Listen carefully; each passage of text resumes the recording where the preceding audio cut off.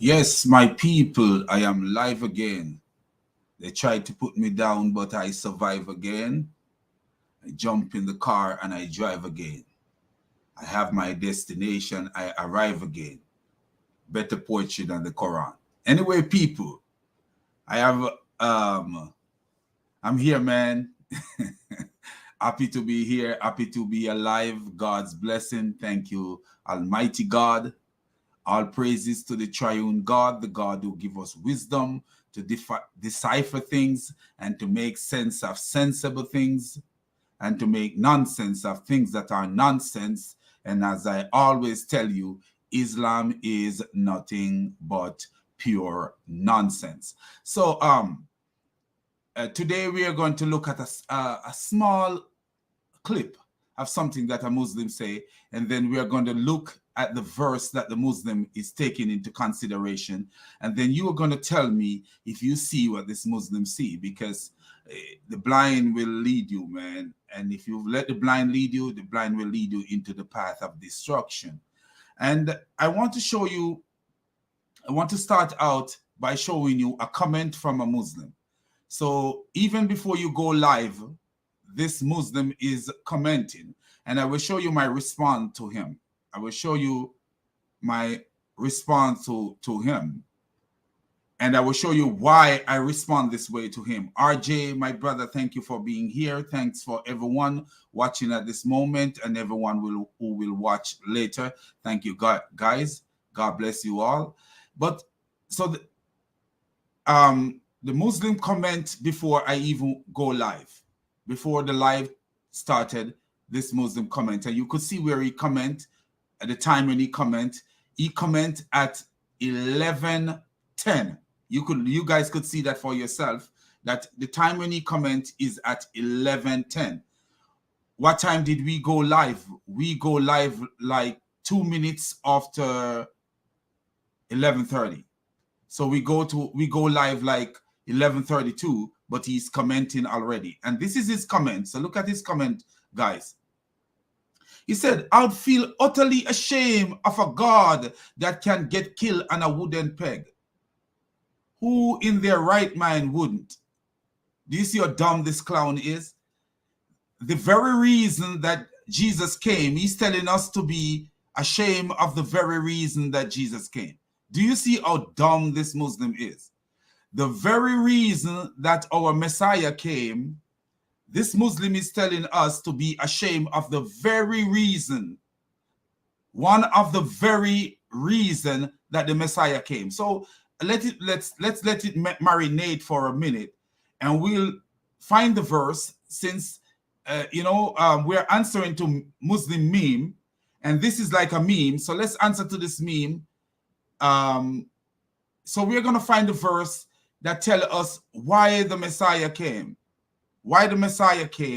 and see, and we'll see how stupid this guy is. So we go to Matthew 20, verse 28. So we go to Matthew 20, verse 28, and we'll see what that tells us. So we should be ashamed of the very reason that God became the Messiah and come to us. So let's share that with you guys. Why this happened, and we should be ashamed of this. Do you see how stupid this clown is? Trying to appeal to our emotions. And many Christians will fall for this kind of emotional stuff, not realizing, look at what it says. This is Matthew 20, verse 28. Matthew 20. Do you see that? Matthew 20, verse 28. And what does it say? Just as the Son of Man did not come to be served, but to serve and to give his life as a ransom for many. So we should be ashamed of that. Do you see how stupid this headless clown is? And why is it that he thinks that he should be the first one to comment in such a way? Do you see that? I would feel utterly ashamed of a God that can get killed on a wooden peg. Why? Let even go even further, just to show this clown that no one literally killed my God. Let me show you that. Let me show this clown that, since this clown is in the business of talking stupidity. And then we're going to show him the weakness of his clown God. In a minute, I will show him how stupid his clown God is. The one that he claims is so mighty, I will show you how stupid that God is. In just a minute. Oh, sorry. John.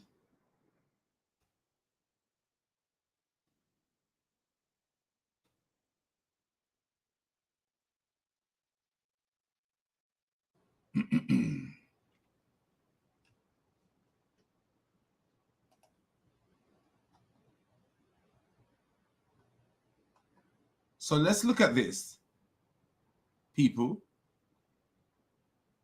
Look, listen to what Jesus is saying here. He said, the reason my Father loves me is that I lay down my life only to take it up again. Now listen to what verse 18 says. No one takes it from me, but I lay it down of my own accord. I have authority to lay it down and authority to take it up again. This command I receive from my Father. Do you think that if Jesus did not want to be killed, anyone could kill him? Do you believe that if Jesus did not want to be killed,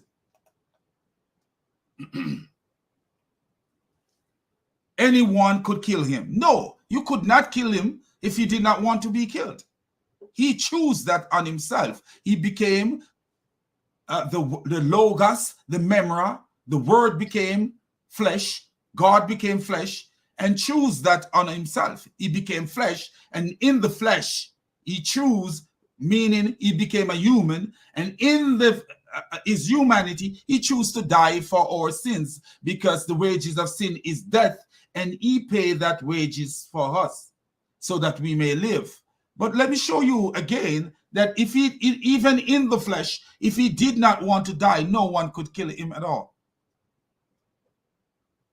Let me show you.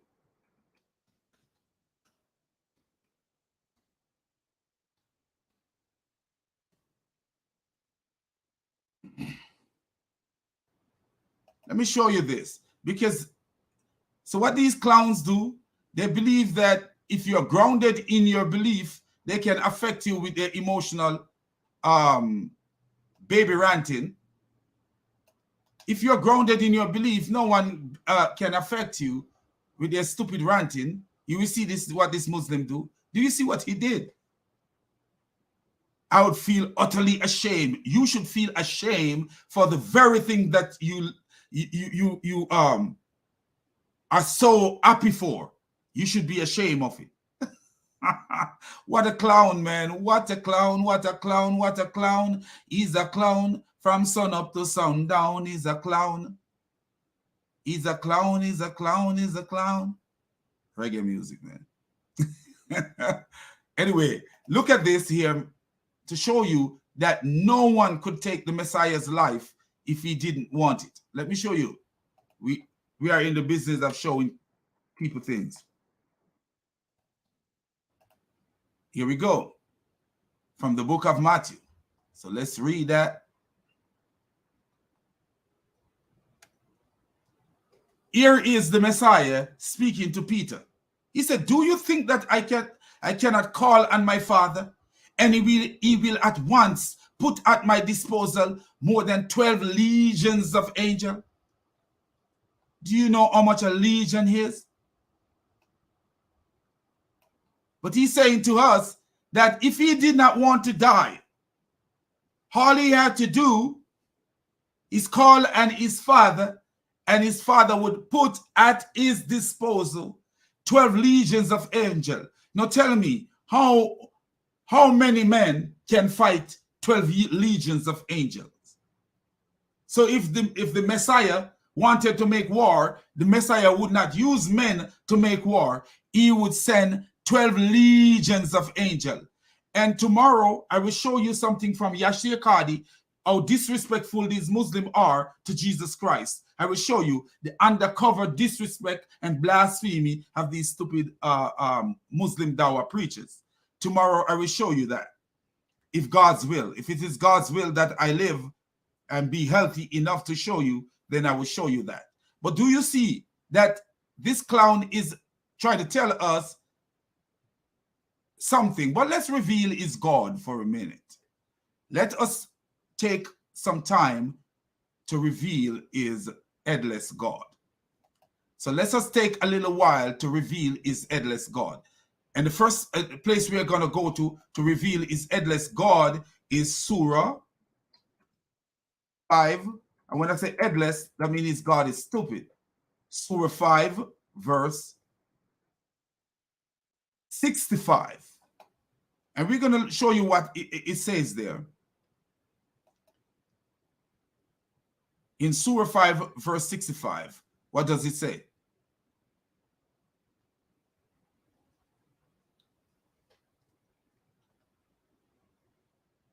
What does it say in Surah 5, verse 65?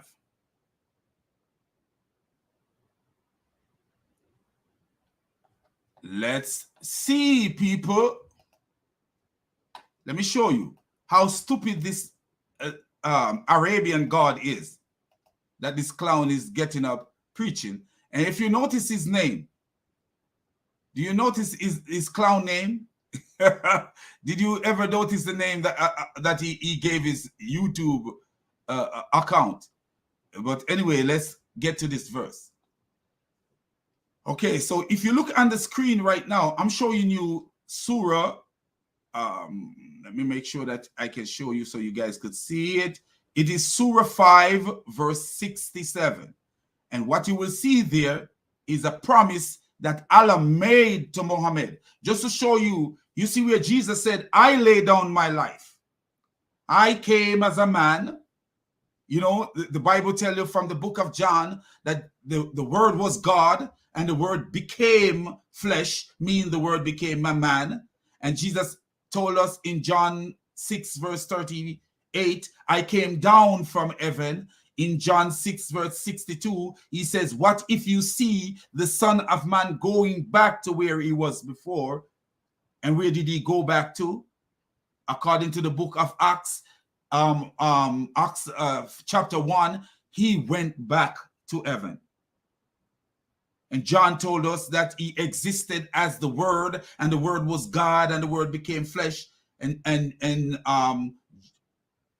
Jesus is confirming what John say in John 17, verse 5, when he said to the Father, Father, glorify me in thy presence with the glory I had with you before the world was created. So we see that Jesus existed in the fullness of God, but then what happened? He took on himself this human nature so that he could die for our sins. And I show you where Jesus says he did not come to be served, but to serve. And because he come to serve, what capacity did he come to serve in? He explained it in the last part of the verse when he says, and to give his life as a ransom for many. So if he come to give his life, why is this Muslim? I want to know, why is this Muslim telling us that we are supposed to be ashamed of what Jesus does? You know, something is wrong with these clowns. But anyway, let's show you. So here is the Quran verse, because this is part of what we are here to do today, to show you foolish verses from the Quran. So here is one of the foolish verses from the Quran. This is a foolish verse, and this is called Surah 5, verse 67. So this is one of the foolish verses from the Quran. And why is it foolish? It shows us that this God is not really God. Let me show you why I say that. O messenger, convey everything revealed to you from your Lord. If you do not, then you have not delivered his message. Do you see how stupid this right here is? If you do not, then you have not delivered his message.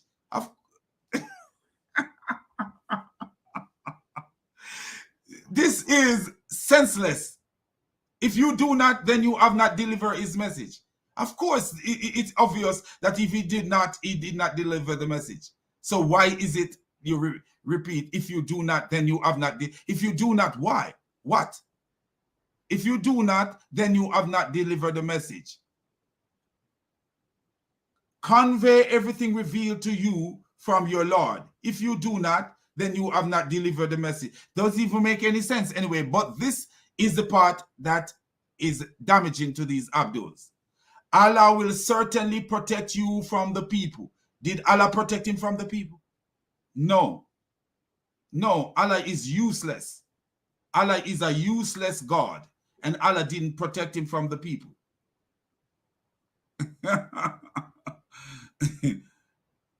Allah didn't protect him from the people. How did Muhammad die? How did Muhammad die?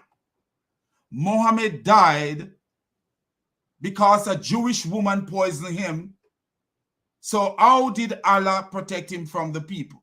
Allah is a liar, or Allah is useless. Allah will protect you, certainly. Notice right here. Allah will certainly protect you from the people. But did Allah protect him? No, he didn't. He did not at all. Did not protect him from the people. Jesus and his disciples were Muslim. Do you cease to exist when you die? That's a good question, Protestant believer. Very, very good question. Very, very good question. Islam teaches that when you die, you're still alive. Even in his own religion, he teaches that when you're dead, you're still alive. Even in his own religion.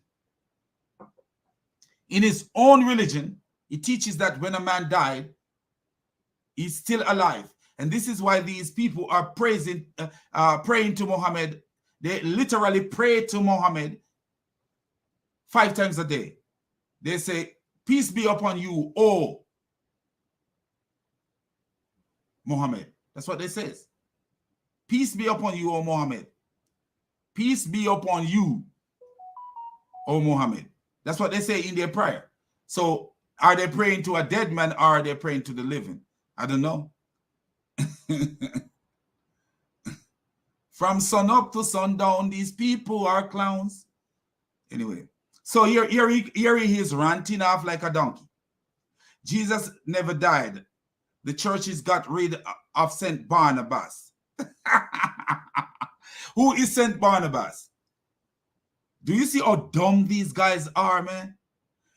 About 2 years ago, man, these clowns were running around promoting the Gospel of Barnabas, a 16th century book, 16th century book, claiming that this person was a disciple of Jesus.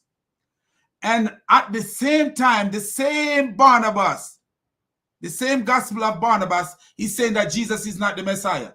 And their Quran said Jesus is the Messiah. And notice what this dumb idiot said.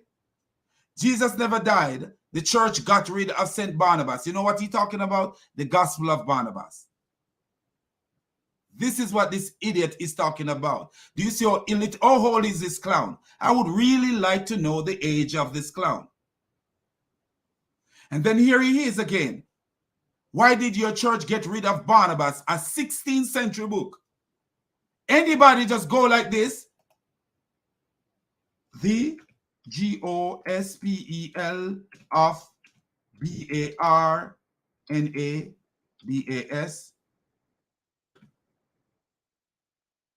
was Writtenwhen. And do that. Let me show you.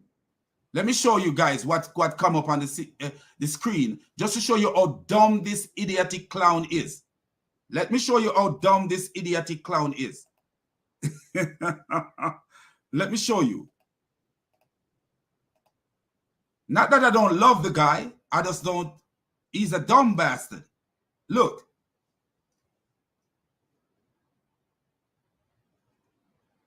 Do you see that? The Gospel of Barnabas is dated to the 14th to the 17th century, much too early to be written by Barnabas. But this clown, and even if you read the Gospel of Barnabas, it says that Jesus is not the Messiah. But if you go into their Quran, Jesus is the Messiah. Let me show you from their Quran that Jesus is the Messiah. And show you how stupid these clowns, because their God is so stupid, they are stupid too. So let's look at this Surah.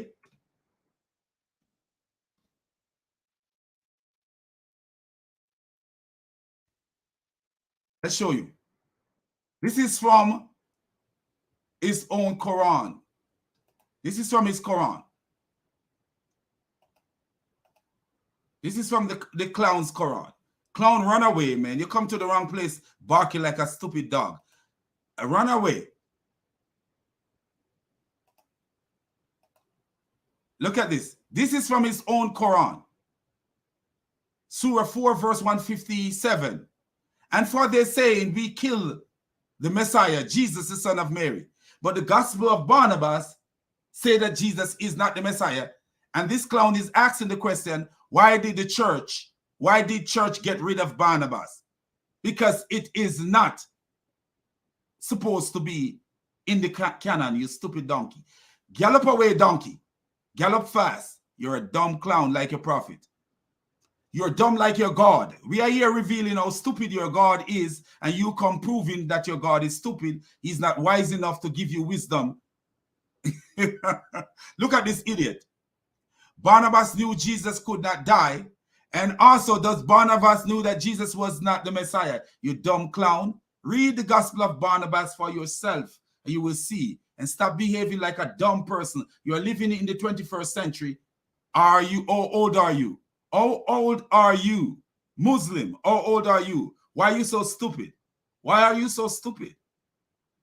You're living in the 21st century in a time of information, and you're so stupid. Why are you limit yourself to this stupid behavior of yours? The Gospel of Barnabas that says Jesus was not killed is a 14th to 16th to 17th century book, you dumb clown. And the same Gospel of Barnabas says Jesus is not the Messiah. So why are you asking, why are you saying Barnabas knew Jesus could not die, as Jesus told Barnabas all the secrets? What an idiot. What a dumb donkey. So what I'm saying to this clown now, he's a clown, he's a clown, he's a clown. From sun up to sundown, he's a clown. And every time he come around, he act like a clown. From sun up to sundown, he's a clown. He's a clown, he's a clown, he's a clown. From sun up to sundown, he's a clown. Mohammed turned the idiot into a clown. He's a clown, he's a clown, he's a clown. Do you see the idiot, man? This guy is a donkey, a straight up donkey, galloping like a donkey with his mouth. If you notice, he comment more than anybody else on your videos, but he don't know what he's talking about. This guy is an idiot. This guy is an idiot, man. A straight up donkey. Straight up donkey. Look at that. Do you see that? 1137, Protestant believer commented, we can easily prove that the Gospel of Barnabas was written by Muslims from the 14th century. And they were so stupid, my brother, that they put inside of it that Jesus was not the Messiah. They are idiots, man. These dour donkeys, because he's one of these dour donkeys. Do you see, man? These guys are clown. Watch this. Here is my brother teaching the clown.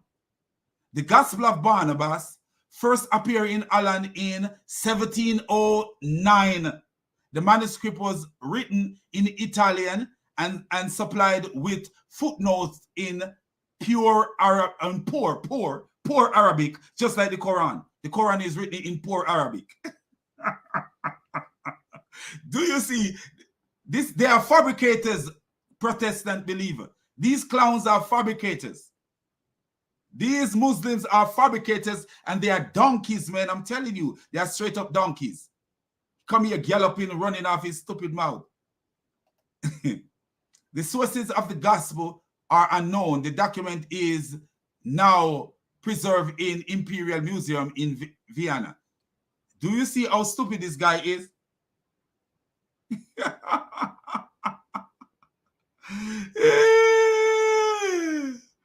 Look at this idiot. I am talking about the 15,000-year-old Aramaic gospel found in Turkey. The Pope requested it in... Donkey provides source for your stupid belief, you dumb, idiotic clown. And shut up and listen. You're an idiot. You're a straight-up idiot.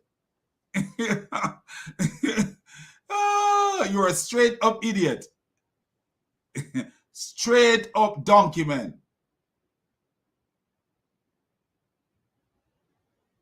Look at this idiot.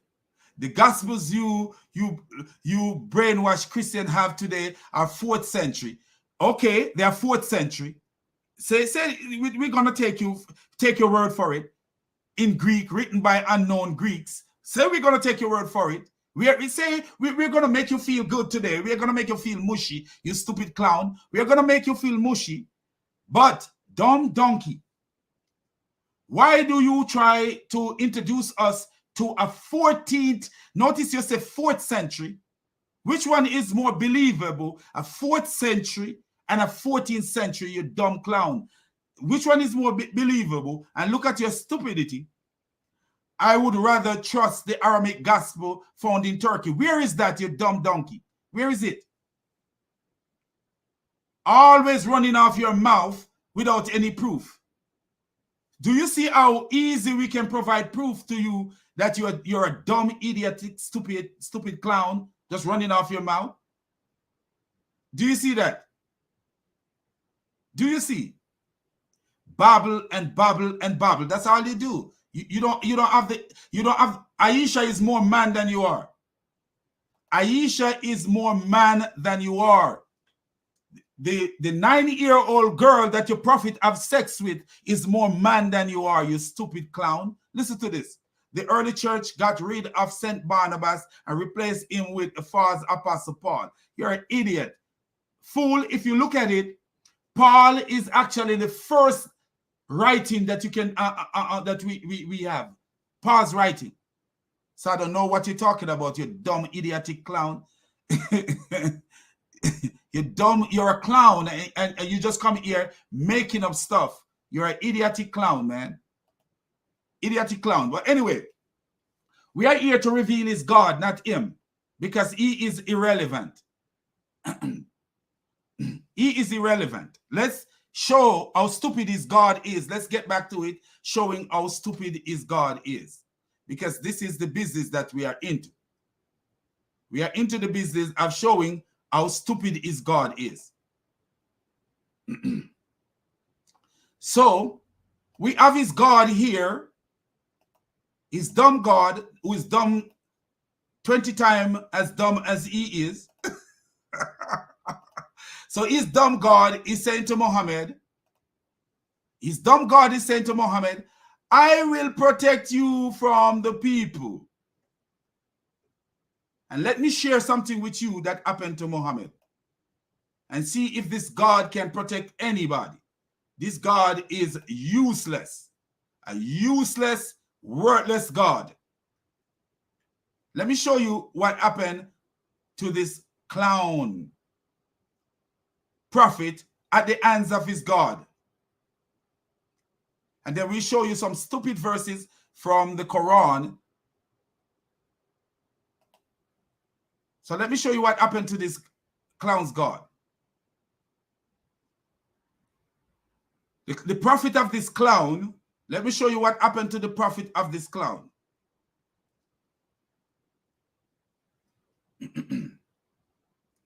Allah said he will protect the clown prophet from the people.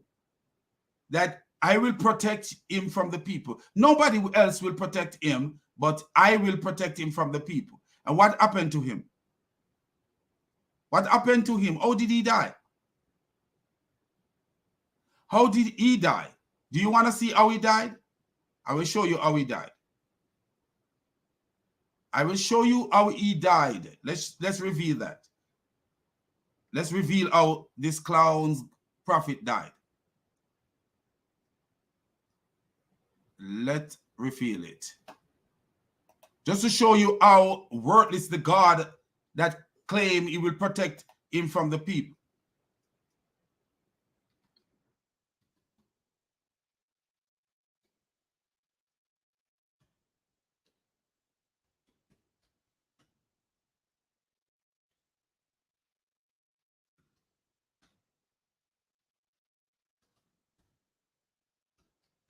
Let's show you.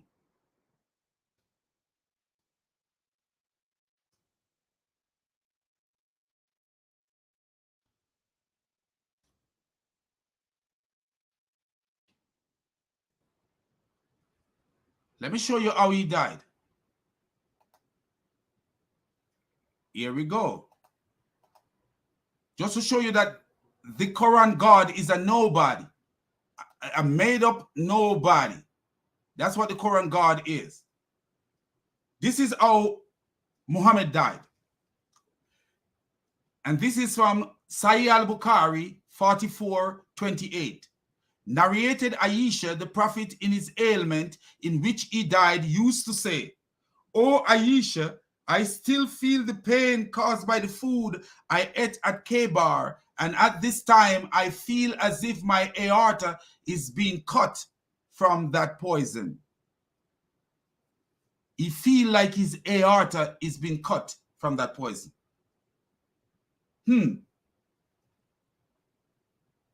But remember what the Quran verse says. Anybody remember what the Quran verse says? The Quran verse says, Allah will certainly protect you from the people. But Allah allow Muhammad to die feeling like his aorta is being cut from poison. And the funny thing about it is that the Quran promised Muhammad that if he is a false prophet, his aorta will be cut. The same Quran promised Muhammad that if he is a false prophet, his aorta will be cut. And look what happened.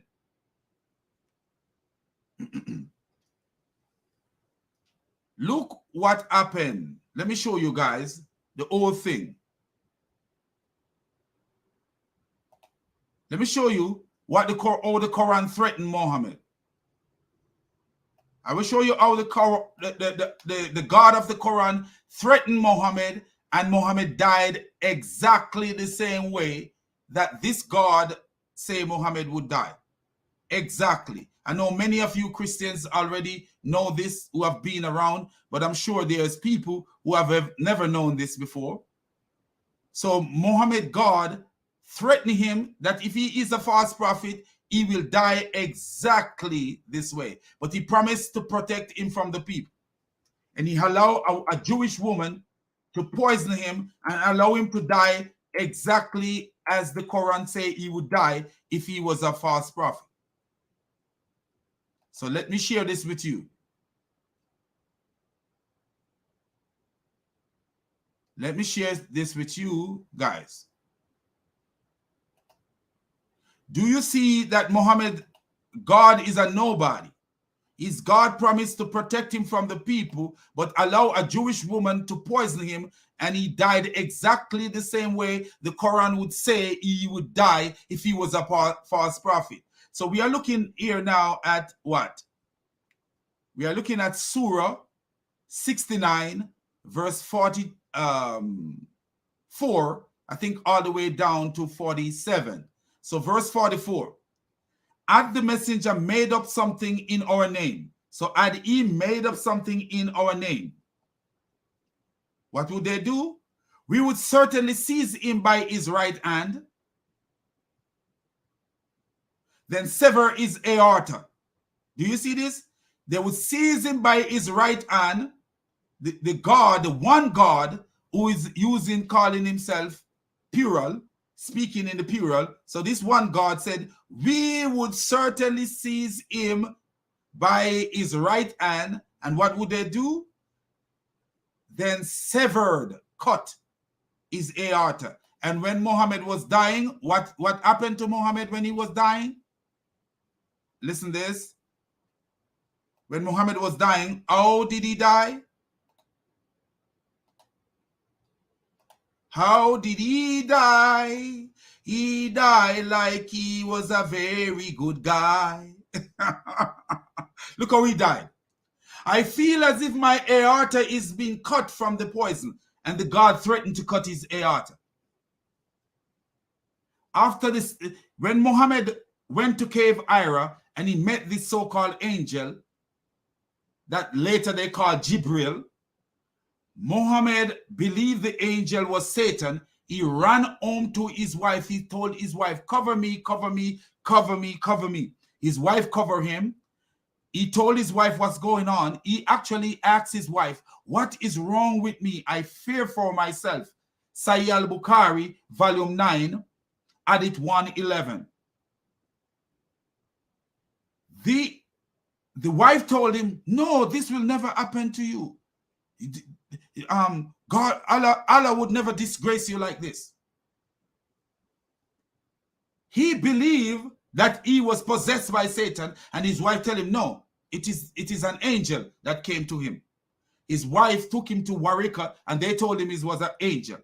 But let me show you something that Warika told Muhammad. The Muslim will tell you that Warika told Muhammad only one thing, because they are deceptive. But I will show you something else that Warika told Muhammad. Warika possibly had told Muhammad that it was Gabriel that came to him, or Jibril that came to him. But Warika also tell him something that these Muslims try to hide from you. Warika also tell him something that the Muslims are trying to hide from you. Let me show you what Warika told him. Because the Muslim won't tell you this, that Warika told him this. Let me show you what Warika told him.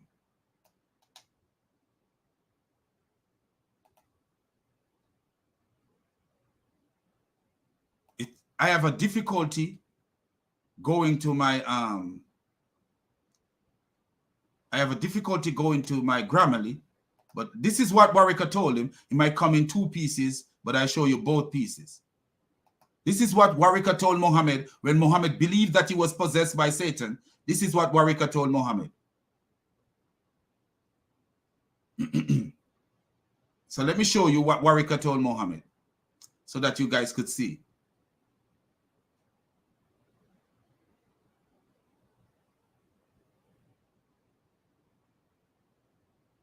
Warika told Muhammad this. Hold up, hold up.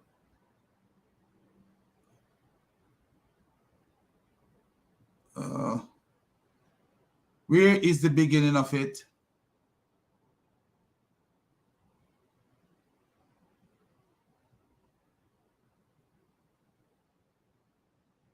Hold on. Let me see if I copied all of it. I don't think I did because it's not showing up. I think I didn't copy all of it. Okay, so let me show you what Warika told Muhammad.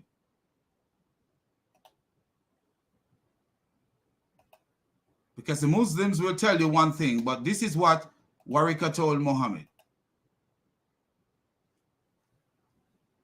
All right, so I let you guys see this.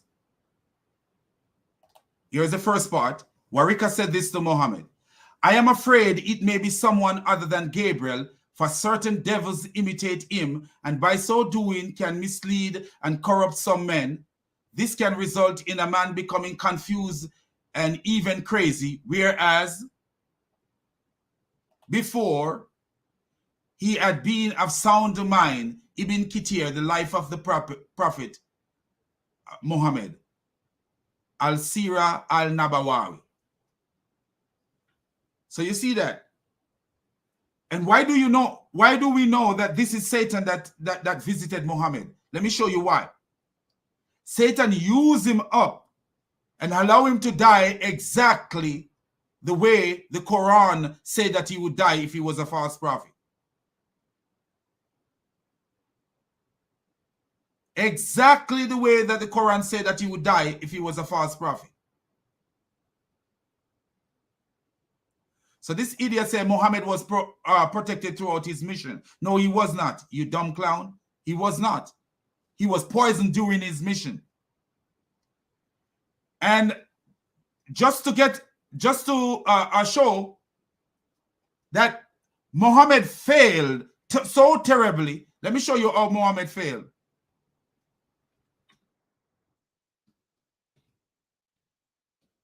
Let me show you how Muhammad failed so much.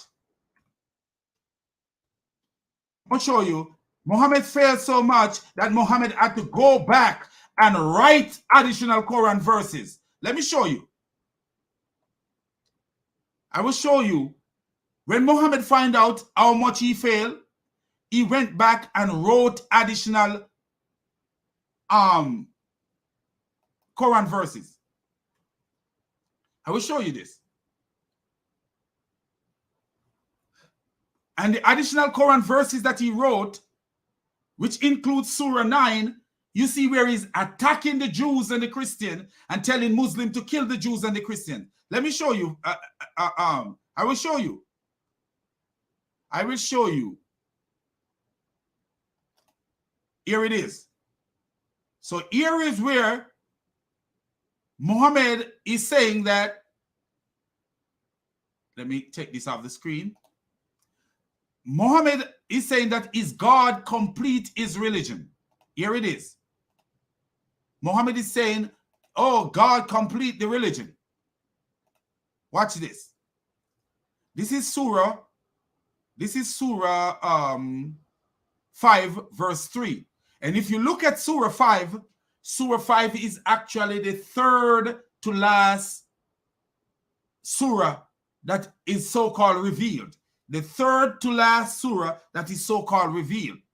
But in this surah, you see where the so-called God is saying that the religion is completed. The religion is complete. I've complete your religion for you. Watch this. Let's read. Forbidden to you are certain carrion, blood, and swine.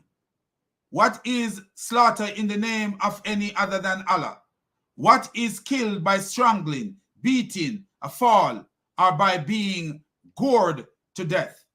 What is partly eaten by a predator unless you slaughter it?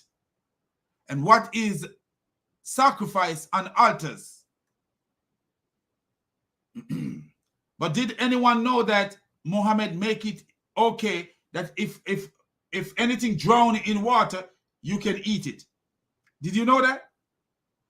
That in Islam, if an animal drown in water, you can eat that animal, even though it have all the blood in it. And you see them doing these halal meat where they drain the blood out. When an animal die in the ocean, you cannot totally drain the blood out of that animal because the animal need to be slaughtered where the blood can run out. While the heart is still beating, the blood gushes out. But these Muslims can eat animal that died in water. Why? Because Muhammad said nothing make water is made impure by nothing. So Muhammad believed that water purified the animal. But anyway, let's continue. Do you see how stupid Muhammad was? And what is sacrifice on altar? You are also forbidden to draw lots for decision. This is all evil. So drawing lots is evil. Wow. Can you imagine that? Drawing lots is evil. Wow. Today, this today the disbelievers have given up all hope of undermining your faith. He's saying to them, today the disbeliever has given up all hope of undermining your faith. Wow. What kind of God is that? I'm right now undermining this stupid religion. And he says we're giving up all hope. Wow. Look at it. So do not fear them. Fear me. Today I have, notice what it says here. Today I have perfected your faith and complete my favor on you, and chosen Islam as your way. Today he perfected your faith for you, complete my favor upon you, and chosen Islam. But Muhammad did not complete his faith and complete his faith, and Allah did not complete his favor upon Muhammad. One verse later, Muhammad started telling people to murder the Jews and the Christians. One chapter later, when there should never be another chapter, because what? The favor of Allah is already complete. But Muhammad decided to write one more chapter. One more chapter. And in that chapter, kill the Jews and the Christians. Surah 9, verse 20. Surah 9, verse 29. And Surah 9 verse, there's another verse in Surah 9. Can't remember the exact verse, but all about how to kill Jews and how to kill a Christian, and how to belittle Jews and belittle Christian. Do you see that? Today I have perfected your faith, completed my favor upon you, and chosen Islam as your way. But there was more Quran verse. Muhammad was not satisfied, so he decided to write more Quranic verses. More Quranic verses. He was not satisfied. After he said, today I have perfect your faith and complete my favor upon you, and chosen Islam as your way. So you will see that this God is finalizing, according to Muhammad, this God is finalizing the religion. But no, Surah 5 was not the last surah. Surah 5 was not the last surah. Muhammad went and he writes Surah 9. And in Surah 9, he tells you how to murder the Christians, how to kill the Christians, and how to kill the Jews. Because Muhammad was mad with them, they poisoned him to death. The Jews poisoned him to death, so he was mad with them. Mad with them. So after that, here comes the verse of killing and murdering Jews and Christians.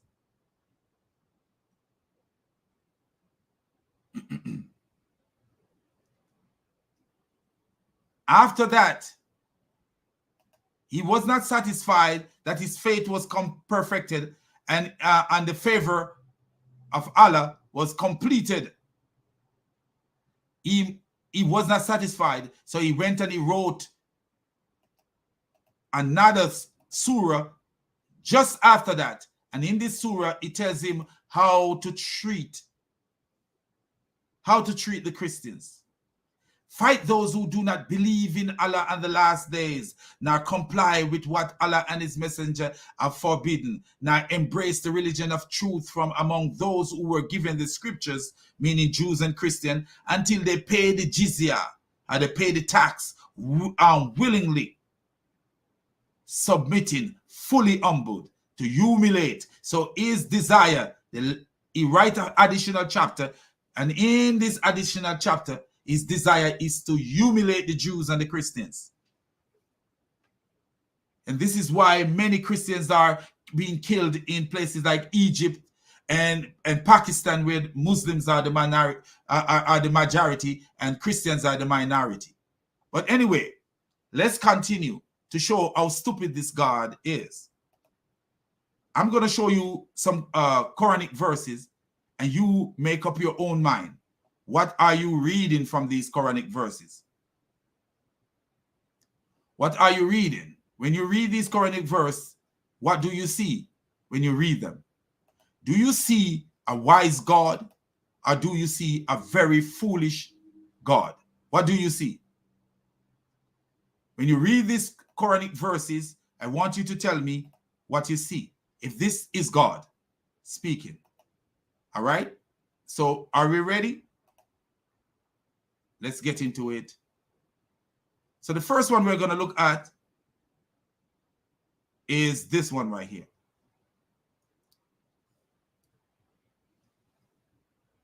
Let's look at this one right here. The first one we look at.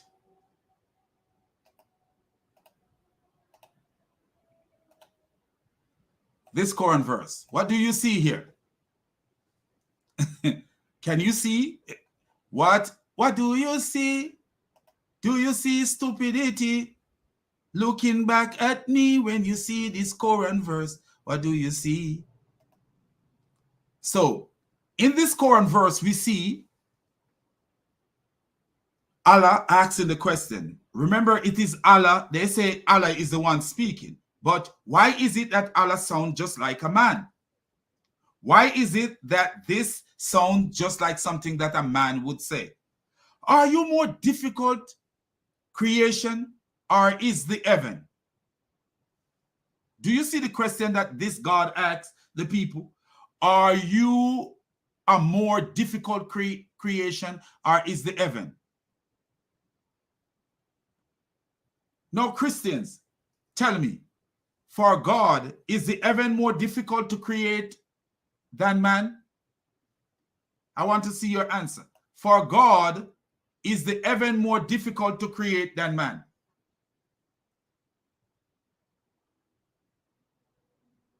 Is the heaven more difficult to look at this idiot. Watch Tovia Singer. Tovia Singer is a liar and a clown. Don't you see all the videos made by Sam Shamoun revealing the idiot Tovia Singer? Haven't you seen all the video where Sam Shamoun is revealing the idiot called Tovia Singer? Haven't you seen those? For you to be talking about Tovia Singer, you stupid clown. What a clown, man. Look how many videos that Sam Shamoun made showing that Tovia Singer is an idiot. And this clown is here talking about Tovia Singer. How many videos? My brother here, Protestant believer can tell you how many videos our brother Sam Shamoun have made revealing that Tovia Singer is a scared little child, pee in his panties. But you talking about Tovia Singer. Tovia Singer is just a little baby who need his diaper change. That's a oh, Tovia Singer, you stupid clown. In order to validate that Tovia Singer is you need to apply this. You need to apply Proverbs, the book of Proverbs. Tovia Singer say what he say, and you believe that he is right. Look at this. My friends wrote here, difficult for God. Sajad Gill, do you see the verse, how stupid the verse is? Difficult creation, or is the heaven? How stupid can this God be? And I like this. Tovia Singer is always running from debate because Tovia Singer is a clown. But do you see this? This is important. In Surah 79 verse 27, this so-called God is asking, are you a more difficult creation, or is the heaven? Now tell me, who is more difficult to create for God? The heaven or you or man? None of them should be more difficult to create. None of them should be more difficult to create, because nothing should be difficult for God. But this stupid God is asking, are you a more difficult creation, or is the heaven? Do you believe Muhammad believe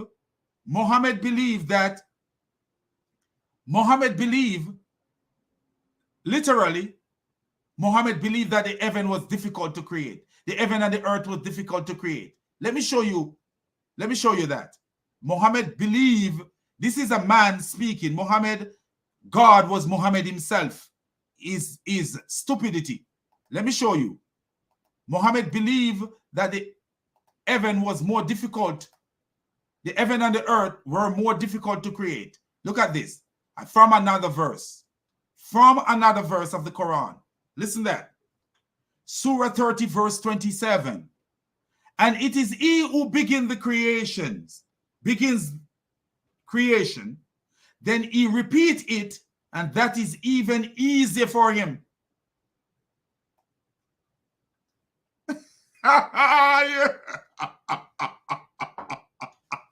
That is even easier for him. I told you, man, if you read this Quran, if you sit down and read this Quran is a book of man-made stupidity. Man-made stupidity. And Jamaat, he repeated, is Muhammad. Do you see how stupid this is? Do you see how stupid it is?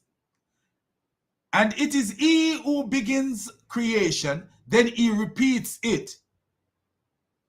And that is even easier for him.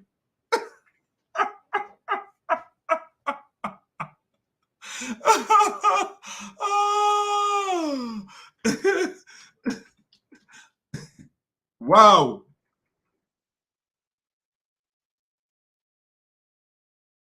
Wow. What kind of God is that? What kind of God is that? It is more easy for him. It is more easy for him, man. Wow.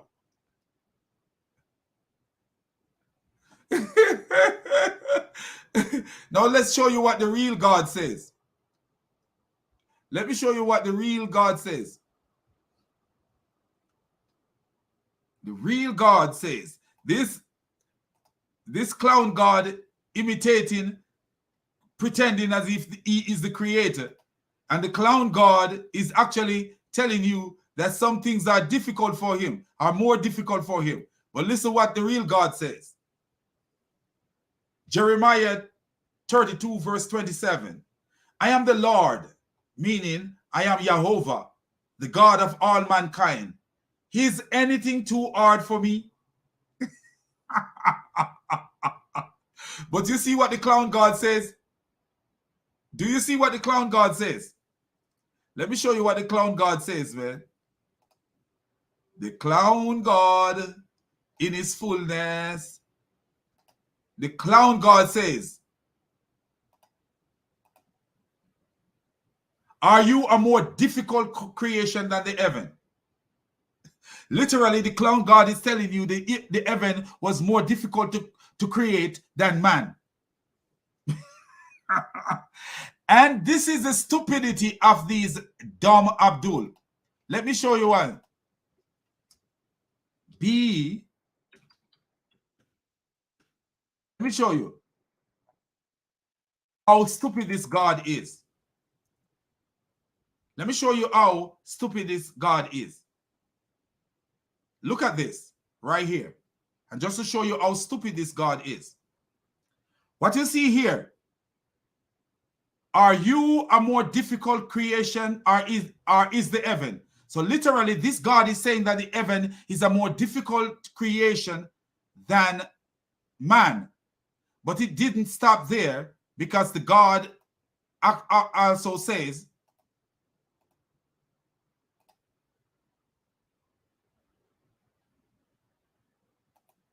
the God also says, And it is he who begins creation, then he repeats it, and that is even easier for him. So the first time he did creation, it's harder than when he repeats it. But look at how stupid this God is, just to show you that this Quran is written by a stupid author. Look at this. The author of the Quran is the most stupid person you will find. Why we know that? Look at this. Surah 19 verse 35. What he says here. It is Allah's glory, that he should take to himself anyone as a son. Holy and glorify is he above this. So Allah is glorified above having a son. But according to Surah 6 verse 101, the only reason Allah cannot have a son is because he don't have a wife. So Allah need a vagina to have a son. But listen to this. When he decree a matter, listen to this part. When he decree a matter, he only says to it be, and it becomes. But is that true? Reading these Quran verse, how could this be true? When Allah says, and it is he who begins creation, then he repeat it, and that is even easier for him. If Allah just say be to everything that he needed to create, how is one creation easier for him? Do you see how stupid the Quran is? Do you see how stupid the Quran is? Nothing can be more easy. If everything I want, I say be to, and it comes. How can one thing be more harder than the other thing? One thing cannot be more harder. And you see where he repeats himself. Are you a more difficult creation, or is the heaven? Allah is asking man, are you a more difficult creation, or is the heaven? If everything that Allah wants, he just say be, how is the heaven a more difficult creation than man? When he said to man be, and he is, he said to the heaven be, and the heaven is. None of them is more difficult, because all of them take one thing to be created, be. But Allah is saying that, and it is he who begins creation, then he repeat it, and that is even easier for him. That is even easier for him. This is showing you that Allah is a nobody. Allah is a made up God, a stupid made up God. And the person who is writing the Quran is not very intelligent, not a very intelligent person. The person who wrote the Quran is not intelligent, not a very intelligent person at all, but yet still the Quran have a claim to write a better Quran than this. Oh, wow! What a beautiful Quran you are! You're so beautiful. A Quran, you're the most beautiful Quran I've ever seen, because there is no other Quran that is so beautiful. Oh, man. A child could write better than Allah. Muhammad could not even get his deception straight. He could not even get his deception straight. Could not get his deception straight. Do you see the dumb donkeyness? Do you see the dumb donkeyness? And let me show you what these clowns go about doing. I'm going to show you a video of what these clowns will go about doing, how they try to spread Islam with their clownery and their lies. Let me show you this. A video of a Muslim Dawah preacher lying his butt off. Look at this. Quran says, that was abrupt. Okay, let's start it. that which was given to Moses, which you do not have fully today in original. This is why I'm making that point to you. So when the Quran says the Torah, Allah sent down the Torah, He's talking about the Torah that Moses had, that we don't have today. What we have today. Yes. Oh, listen, you hear the clown say Allah sent down the Torah that we don't have today. Can he show us a copy of a Torah other than the one that we have? But that's not what we want to catch. Listen to this. Not by Jesus, right? We don't accept it as well, right? So it's the same idea. So what I'm saying is this. So therefore, I would say to that individual, on what basis do you believe Judaism is true? Hold on. Let me hit it. I think I have it here. If he didn't, I think he may have removed my comment. I think he did remove my comment. Okay, but anyway, what we're going to do, we're going to find where he says it. Okay, let's show you.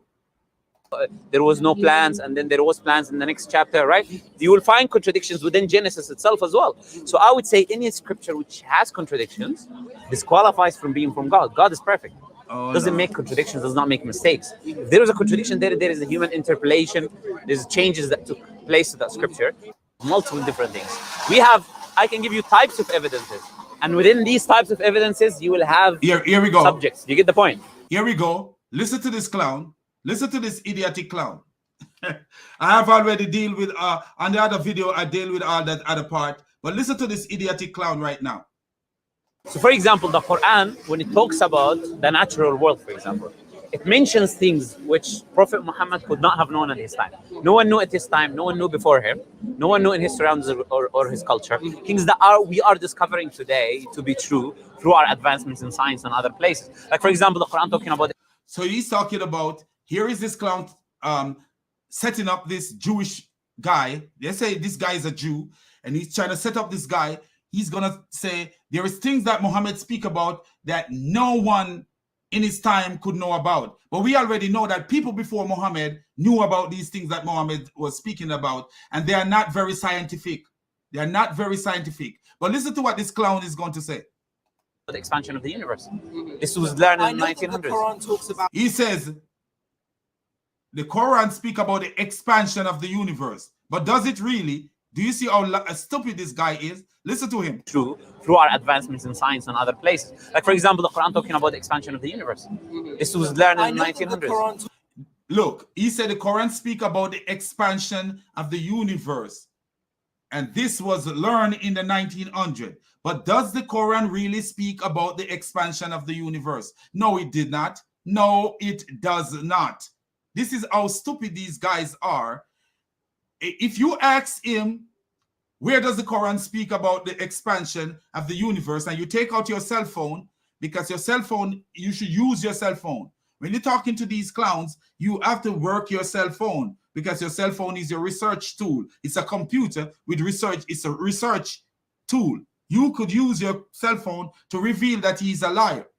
So if this guy had stopped talking nonsense and just, this guy right here had stopped talking nonsense and just use his cell phone, he would have found out that this guy right here is nothing but a deceiver like Muhammad.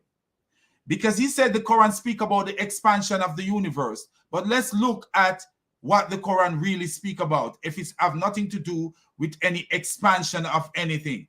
And you will see that it is modern Muslims that modern Muslim that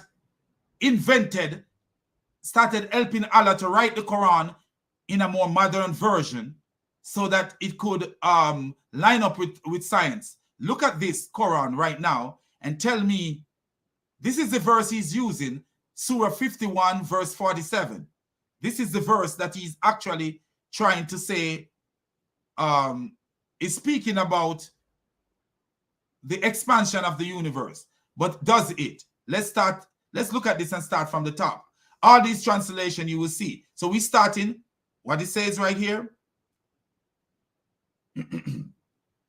Surah 51 verse 47. Now look at all these translation right here. The first one in English translation, here it is, Saim International. And the heaven we construct with strength, and indeed we are its expander. Is it saying that the heaven is expanding? No, he's saying that we are its expander. It's not saying it's something that is expanding. He's saying we are its expander. Like you saying, and I am the builder of this house. Doesn't mean that I am building the house. The house is already built. So do you see that? Now go to Yusuf Ali translation. You see, with power and skill did he construct the firmament, for it is he who create the vastness of the space. Do you see that? So he understand it as meaning that the so-called God, Allah, create it vast. He's the one who expand it, not that it is expanding. Just like this one didn't say that it is expanding. This one doesn't say that it is expanding either. Now we go to Madudi. What does it say? And heaven, we made it with our own power, and we have the power to do so. He didn't even mention nothing about no expanding in this one. Mushin Khan. And you know, Mushin Khan is always going into detail with things. Now, listen to Mushin Khan. With power did we construct the heaven. Verily, we are able to extend the vastness of space thereof. We are able to extend the vastness of space. He's not saying that the space is extending. Do you see that? These Muslims are liars and they are deceivers. Listen this. Picthal. We have built the heaven with might, and it is who make the vast extend thereof. We make the vast extend doesn't say that it is extending. This is how deceptive these donkeys are. But look at this. As we come closer to today's era, Dr. Ghali, look at this. What Dr. Ghali did to show that Dr. Ghali is a deceiver. Because what? He is writing at the time when men knew that this thing was expanding. Watch this. And the heaven is also a sign we have built it with our hands, i.e., capability, and surely we are indeed extending it wide. So you see what's happening now.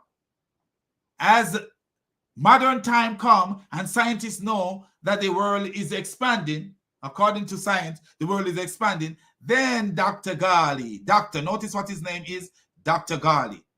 That means he is a modern scientist. Dr. Ghali. So he started lying. And then these clowns started lying. But notice this one. Abdel Alim. We built the heaven with our power and made them vast. We make it expand. We expand it. Do you see that? Now, look at this. Now look at this. We're going to show you something that you need to pay attention to. Muslims will contradict Muslims. Muslims will show us that Muslims are lying to us. And this is beautiful when this happens. When this happens, it is beautiful when this happens. And let me show Christians, some even on social media, who have a good and healthy respect for one another. They might differ in their... Watch this.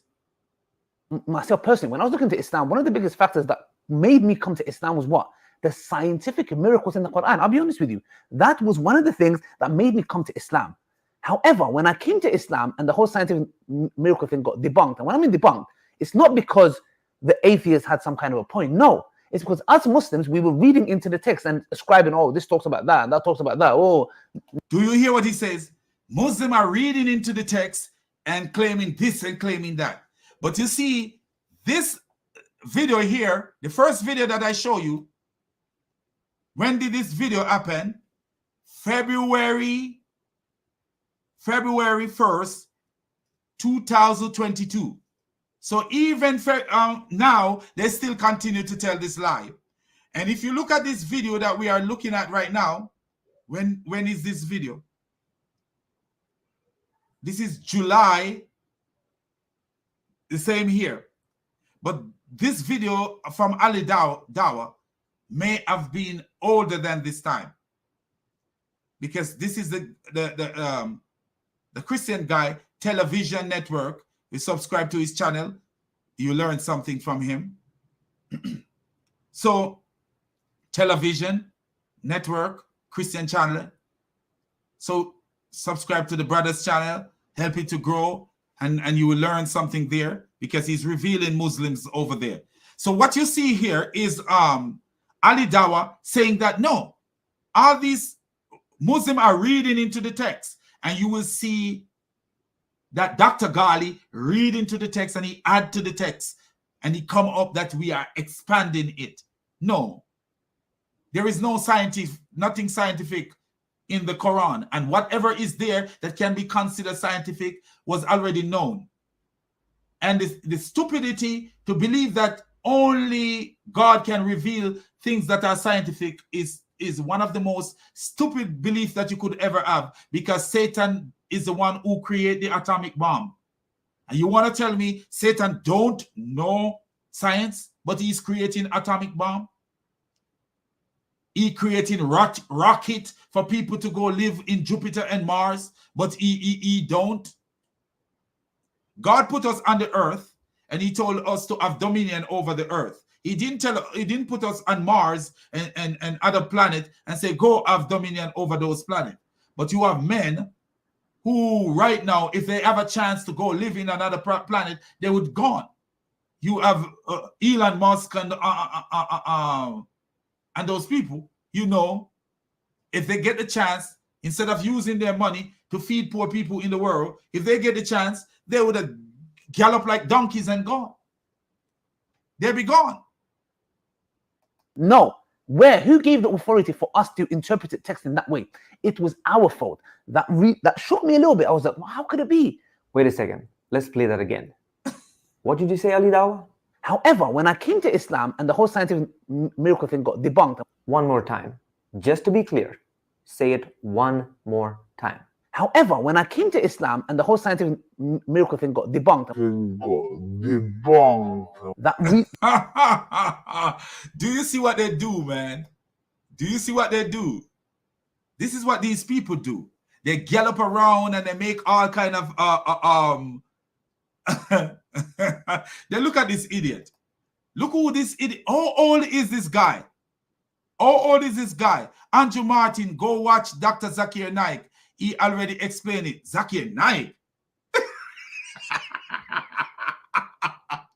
Do you see this guy? How old are you? I really would like to know how old Jesus and disciples were Muslim. How old are you, man? You speak like you're about 4 years old. This you speak like you're just about 4 years old. Let me see. At Islam is a mess. I think at Jesus is this wife is a child. Yeah, he sound like a child. He really do sound like a child. When you talk to him, he sound like a child. If you look at his very first comment, you see that he's a child. You look at, he's the first one to comment, and you would tell that this boy, if he's not a child, he have a childish mind, and his mind is just like the mind of 9-year-old Aisha when Muhammad have sex with her. Just like 9-year-old. The first comment on this is from him. And his first comment was so stupid that it made me laugh. This is the first comment. I would feel utterly ashamed of a God that can get killed on a wooden peg. Who in their right mind wouldn't? The very thing that we are glad and happy for, that God became a man, took on humanity on himself, and died for our sins so that we may not die. This clown is telling us that we should be ashamed of it. So I'm wondering, what age is this guy? This guy don't seem like he's a mature guy. I just said teen maybe. Really poor education. Yes, we can see that. Zakir Naik is a potato tomato. 15 years he's dodging debaters. But you're telling us to go to Zakir Naik. Go to Zakir Naik for what? Why should we go to Zakir Naik? There's no reason for us to go to Zakir Naik. Now, people, we are going to go into a meme. We are going to listen to this meme by this Muslim, because I promised I would look into this meme. So let's look into this meme. Alrighty. So we are going to look into this meme. Look into this meme. This Muslim in a dream. Because that's what it seems. He's living in a dream. Look how the way he spelled. God is my Allah. God, G-A-D. Then he says, you're 3 gods. Let me show you that with you. Oh boy. This guy is something crazy. Something crazy. Crazy. I have to put the little flavor to it. Anyway, man. All right. So if you see what he says, God is my Allah. Look what he actually says. God is my God. Allah is supposed to mean God. So he's saying G-A-D is my God. Then he says, you're 3 gods. See how foolish this clown is. What Christian believe they have 3 gods? Because the boy that using his head, and his name is Nazir Alak. Oh, wow. So what he says, look what he do, comparing his God with the Christian God. Look what he do. Christian God, Muslim God. He put God in the middle. He's so bright. That's a very intelligent guy, man. Did not forgive one sin of Adam. Where is this clown getting this from? And do you notice he have all these, he put Bible verses beside some of them, but he have no Bible verse to support this, because this is not true. He's a makeup artist like Muhammad. Forgive the sins of Adam. Forgive the sins of Adam. How does this clown know that is God forgive the sins of Adam? Because the Quran says so. The Quran is not to be trusted. Isn't the Quran the same book that says Allah will protect Muhammad, but allow him to die like a false prophet? But anyway, all the children inherit the sin. All the children inherit sin. And we're going to look at the verse that he used here. And then he wrote, children are born free of sin. Is that true? We're going to compare right here. We're going to show how stupid these clowns are. All right? So what we do, this is what we do. We're going to go to the Quran for answer. So let's go to the Quran for answer and see if this guy is telling the truth. So the first thing we are going to do is BIRDSAMONG, the BIRDS of PARADISE,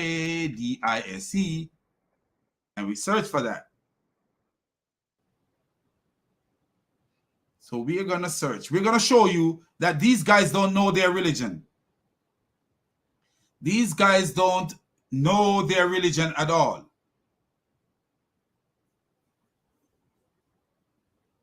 These guys don't know their religion at all. We have to be teaching them their religion. Okay, so here we go. We find the first one. Now, we're going to go to Romans 5 verse 12. That's what he says, Romans 5 verse 12. Now we go to Romans 5 verse 12.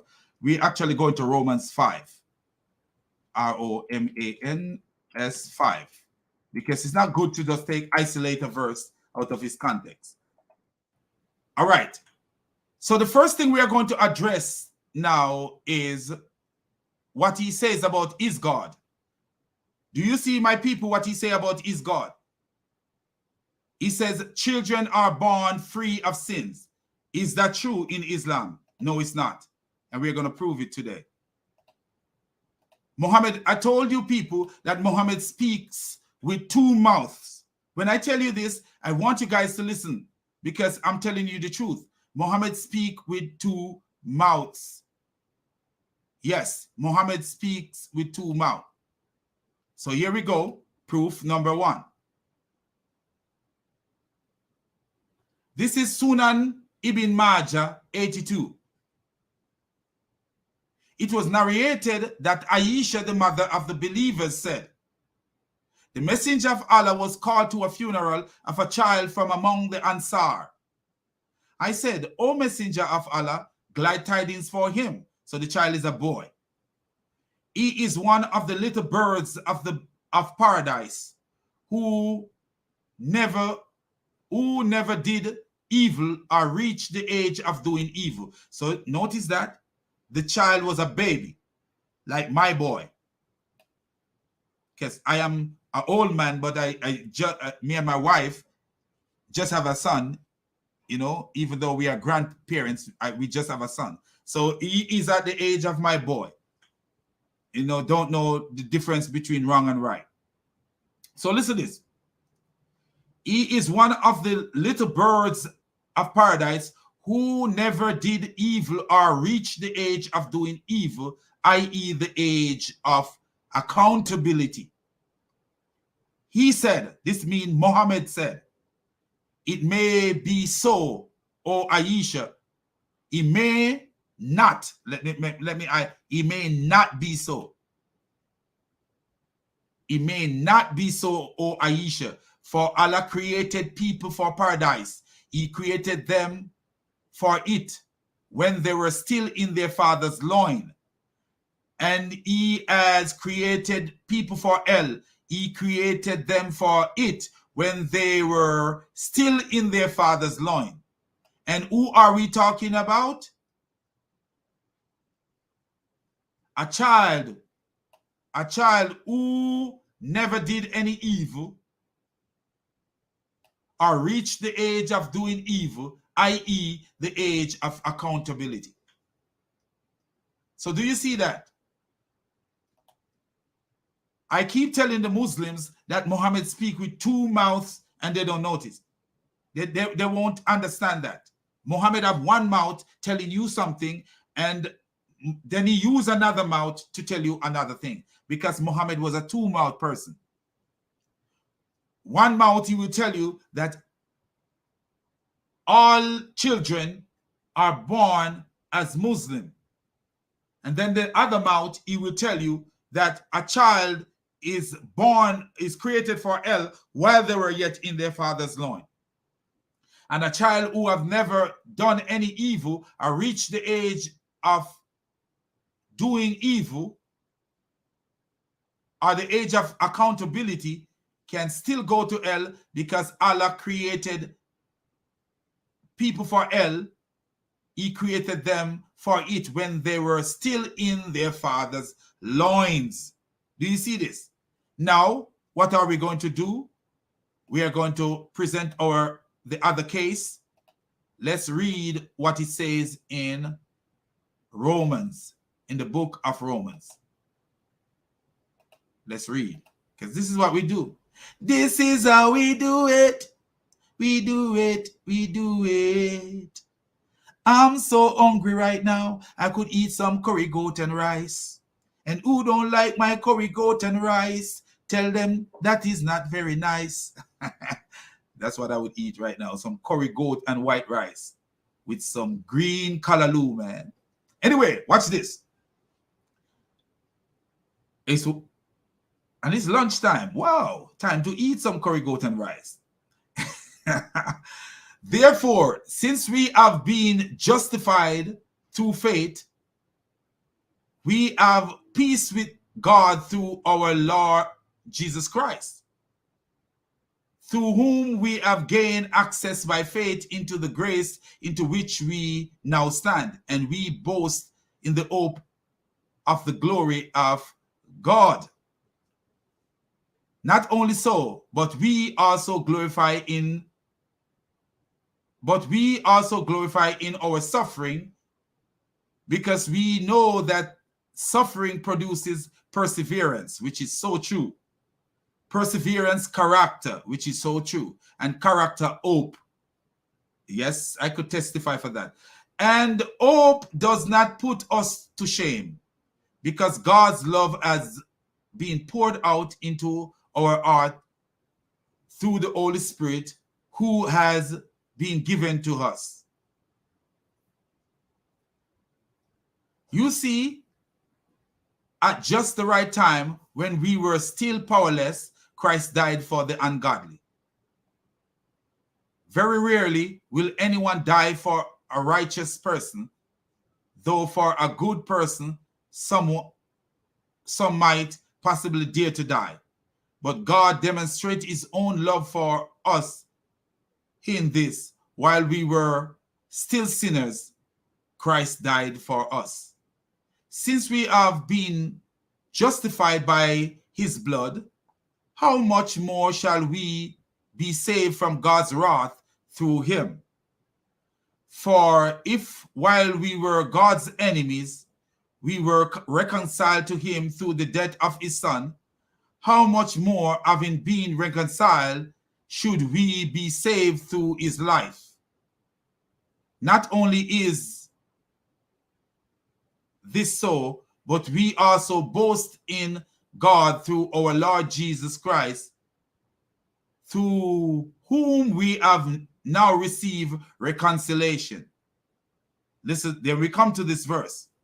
Therefore, just as sin entered the world through one man, and death through sin, and in this way death comes to all people because all have sinned. Is this verse telling us that a little baby is a sinner? No. That's not what the verse is telling us. That's not what it's telling us. It says all have sinned. And what is sin? In order to understand the Bible, what do we do? What do we do in order to understand the Bible? We let the Bible speak for itself. We let the Bible speak for itself. So when the Bible speak for itself, what would we find here? Let me show you. So Paul wasn't saying that children are sinners.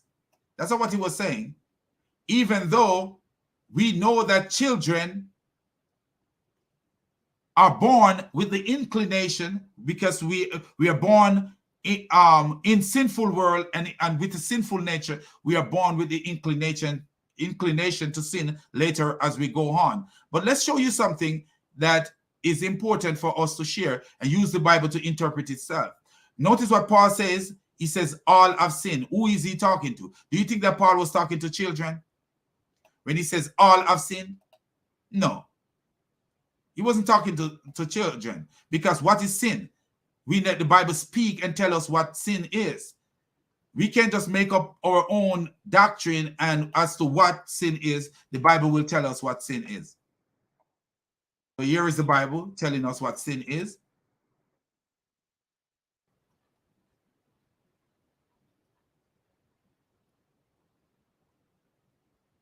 What is sin? Everyone who sin break the law. In fact, sin is lawlessness.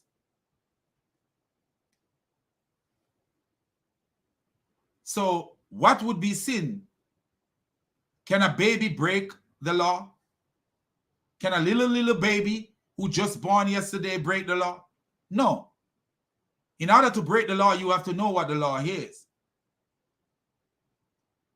You have to have the mental capacity to understand the law in order to break the law. A little baby cannot break the law. I'm not saying that an adult with mental disability cannot break the law, because the law, even though you have mental disability as an adult, the law is still there. But a little baby, like a little beanie baby, if a little baby at 4 months old, at 3 months old, is in a train, and a woman happened to sit by the little baby, and the little baby slapped the woman in the face because baby's arm are always moving. Do you think that is assault? No, because the woman cannot take the baby to court for assault, because the judge would look at that woman as a mentally retarded person, in a sense. why I use the word retarded. I don't believe that people who have mental disability are retarded, but that woman would be retarded in order to be thinking that I could take a baby to court, a 4-month-old baby who is moving their arm and hit in the face. So a baby cannot break the law because a baby don't understand the law. So Paul wasn't talking up to babies. He was talking to grown folks. And when Paul say break the law, a lot of these Muslims would jump on this. When John says sin is breaking the law, everyone who sins break the law. In fact, sin is lawlessness. A lot of these Muslims see this, they would jump on it. So let me verify what law we are talking about.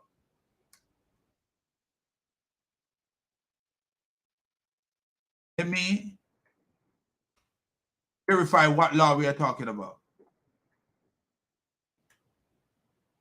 Because they just want to see the word law and they start jumping around. But this law and that law and this law, law. They only just want to see that. So let me tell you whose law. We are not talking about the law as given by Moses. We are actually talking about the law as given by Christ. That's what we are talking about. And here's the proof. Here is the proof. Here's the proof. Here's the proof. Here's the proof. Anytime I come out, I come to talk the truth. Talk the truth to warn all the ghetto youths. Talk the truth to warn all the rural youths. Because I want them to know the truth. I want them to live and bear the fruits. So watch this.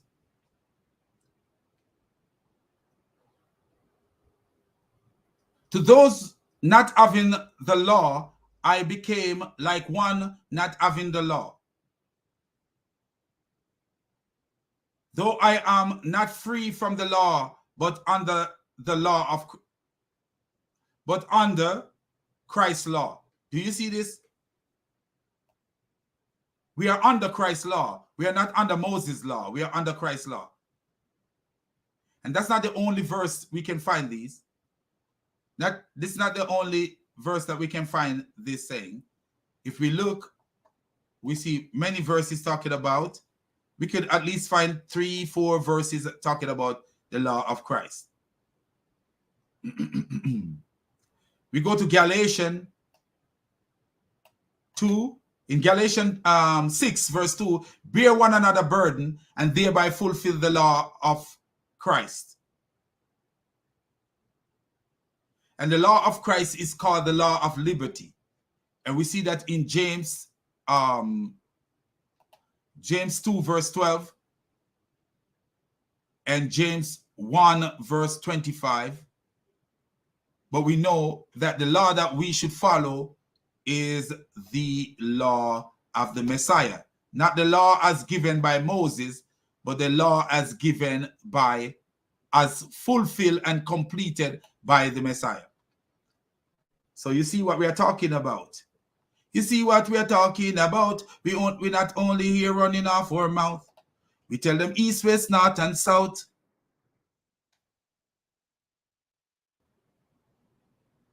Okay, let's see.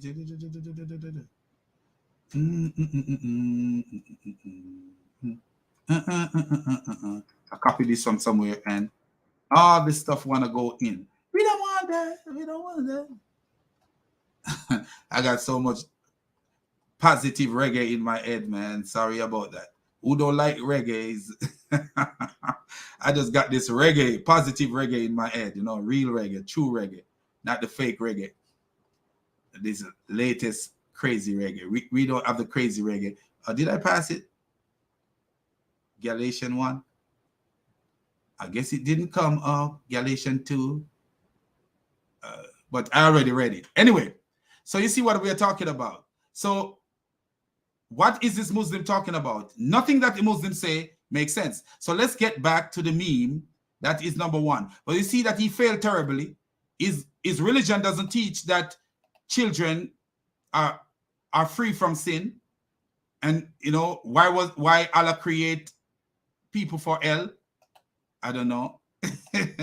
And they can go to hell while they are babies. I don't know. See what is the children are born free from sin, but Allah create them for hell while they are babies. Do you see? And if they die while they are babies, according to Muhammad, they are in hell. Made Mary pregnant and sat in her womb. Do you see how foolish this guy is? Jesus was like other prophet, i.e. Adam. Do you see how stupid he is? So he says Jesus was like other prophet, example Adam. But we know that Jesus was not like Adam. Adam was first created, so Adam could never have a father or have a mother. But why was it that Jesus have no father? Why was it that of all human after Adam and Eve, Jesus is the only one without father? It make no sense in Islam, but it make all the sense in Christianity. Why is it of all mankind ever to exist after Adam, in Islam, Issa is the only one born without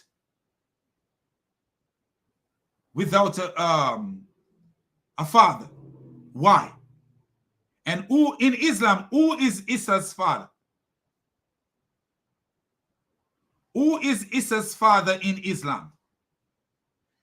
If Allah is the one who blow his spirit into Mary's private part, according to the Quran verse, the Quran verse says we blow off our spirit in her private part. How is Allah not the father of Issa? Because Allah is the one who get Issa pregnant without a earthly father. So how is Allah not the father? Allah is a deadbeat father and disowning his son. Allah is the one who get the woman pregnant, but then say, oh, I am not the father of anyone. Do you see how wicked? Allah is the kind of father that need to be on the Moray show. And Moray should say to Allah, you are the father. Allah is a liar, saying that he's not the father of Issa, but he is the one who blow into the private part of Mary. Because according to the Quran, Allah blow into the private part of Mary. So let me find that verse for you guys so you guys could see that we're not making up any story here. And why is it that of all the human that live on the face of the earth,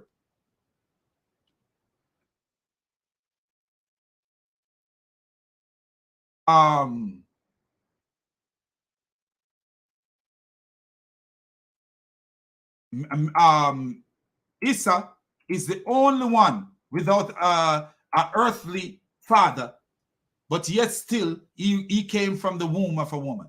Why? Why is it that he came from the womb of a woman? Why is it? This is a question that the Muslim need to look into and say, why is it that he was created without a father? Why is it that he didn't have a father? Why? What make him so special that he didn't have a father? Why is it? But these Muslims will never think about these things.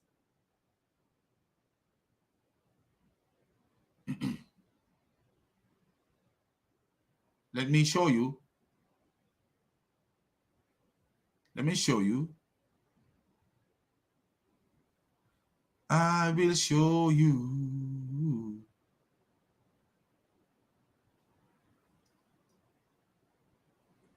Oh, you know what? This is even better.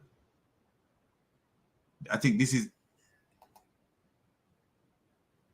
I think this might even be better. Let me see.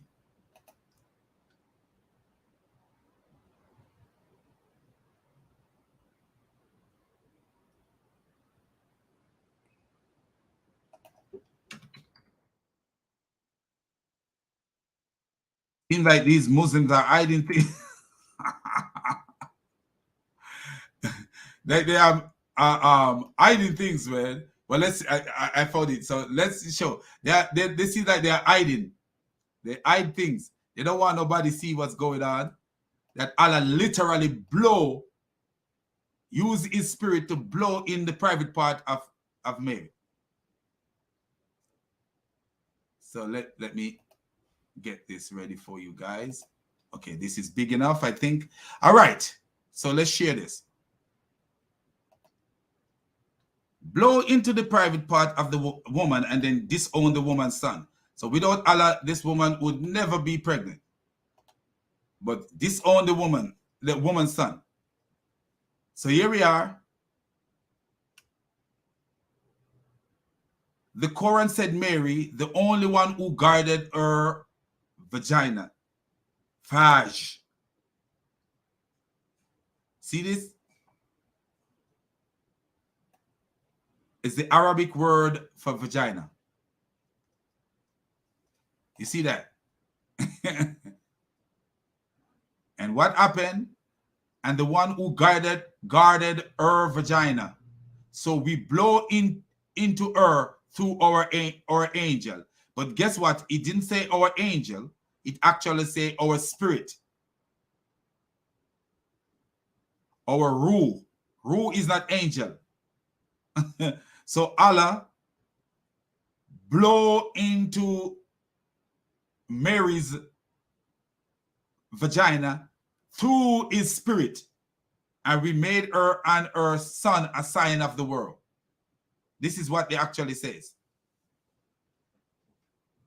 This is what it actually says.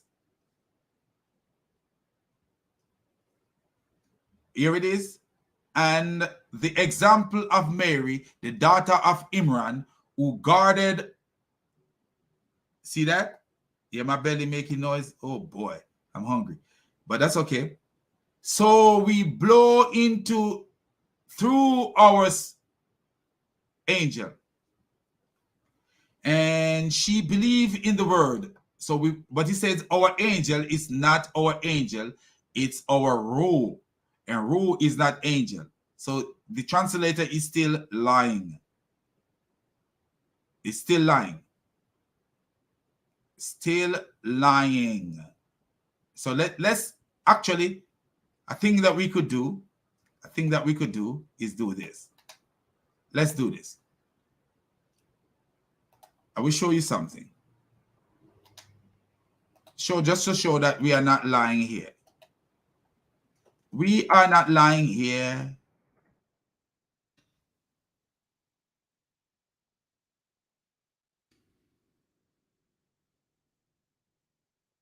We're gonna get a better place. So here we go. Here we go. Multiple translation here. So this one says she guarded her chastity, but we know this is not true, because the word farj doesn't mean chastity. And do you notice it says of our spirit? Because this is right. This is the right translation. Of our spirit is right. So Allah used his spirit to do something. But listen to this. Listen this. Let me show you.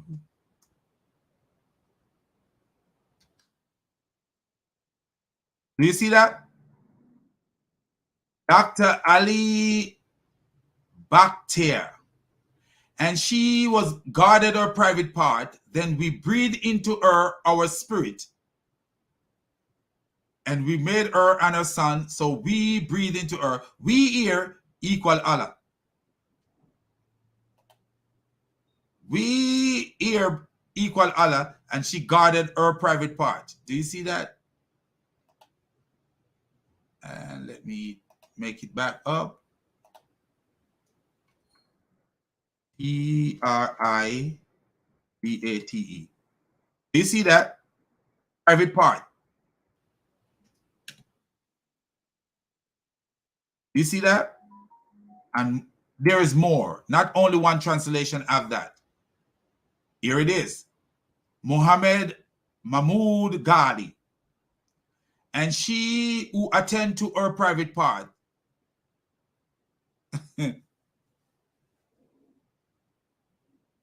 I don't know why it run back up there. See that? So there's two translations so far who is fair to us and telling us the truth. Two translations. And there is another one, Aisha Bewley. And I know she would tell the truth because she seems like she's one of those people who tell the truth. And you see, our rule means spirit. Rule, she have it, our rule right here, because our rule means our spirit. So she says, and she was who protect her private part, and we breathe into her some of our rule, some of our spirit. So if Allah breathes some of his spirit into Mary, who is Jesus? Who is Jesus really? From the Christian understanding, if God breathes some of his spirit into a woman, God is spirit, according to the Christian. So if he breathes some of his spirit, that means he's breathing some of his substance. What make him God into the woman? That's what actually you could understand that as. Into the woman's vagina. This guy is so much caught up into Jesus becoming a man by the incarnation through the womb of Mary. But you see where is God is breathing into a woman's vagina, breathing into a woman's private part. His God was a blower. You know, the snow blower there. And look at this. Here is another translation here. And right here, right this one here. And who remain chaste, protecting her genital part. And we blow into her from our soul, but no, soul and spirit is not the same. not the same. Not the same. Not in Islam. The soul and the spirit is not the same. And do you notice this? And we blew, this word is a figure of speech, in her. But if you look at it, there is many of them who use the word private part or some other way of saying that. Look at this. Let me see this one, what it says. Look at this. This is actually, even Mushin Khan is actually indicating that Allah blow into the actual private part. And remember, she guarded her chastity, Virgin Mary and Mary. We breathe into the sleeve of her skirt or garment through our ruh, but we know the ruh means spirit. It doesn't mean Jibril. Do you see what I'm saying? So I don't know what is wrong with this guy.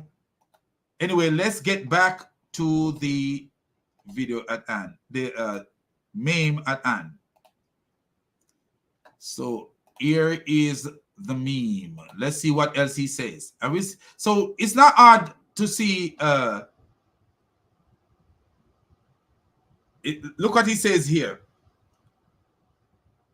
So he go down, he said, curse the fig tree, for it did not give fig to eat. God does not need to eat. But is God need to have sex to have a son? Do you see this craziness? Is God, do you notice how foolish these Muslims are, that Jesus is not the totality of the Christian God, but they're always comparing their God, who is the totality of their God, to Jesus. Do you ever notice that? Do you ever notice that? They always comparing their totality of their God to Jesus. Why is it? But he says, curse the fig tree, for it did not give fig to eat. God does not need to eat. But according to Surah 6 verse 101, how can he have a son when he have no wife? In order to have a son, he would need a wife. Doesn't need to eat, but he need to have sex to have a son. Do you see the stupidity of this clown God? Do you see? This must be a clown God, a newfound God. Won't stick around, God, to give you what you need. I wish I have oh man, that would be good for a back in the day song, you know. Curse his mother who gave him birth. So he said Jesus cursed his mother who gave him birth. Do you see how stupid this guy is? Let me see. It says John 2 verse 4. Let me show you how stupid these clowns are. So we're going to go to John 2 verse 4, and you will see if there is anything there where Jesus cursed his mother.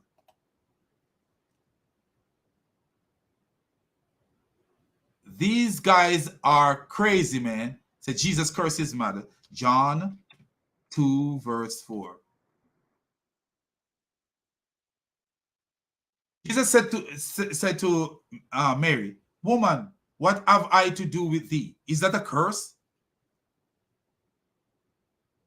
Is that a curse? Saying to a woman, what have I to do with thee? Now, and let's play the Muslim game for a while.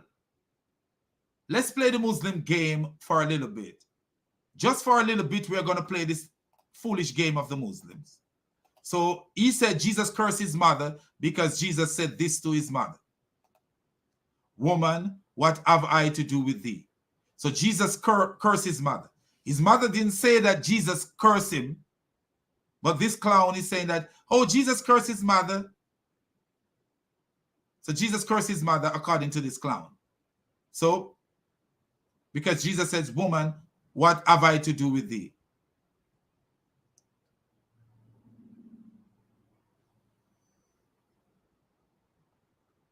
And Jesus says, why do you involve me? So, so woman, why do you involve me? This translation says, let's see, not a translation, because he says, Jesus cursed his mother. Let's try the Net Bible, see what he says. Since he said Jesus cursed his mother. We don't see Jesus curse his mother. What is curse for these clowns? Woman, why are you saying this to me? So he actually is saying, woman, why are you saying this to me? Is that a curse? Is that a curse? Now, if you look at the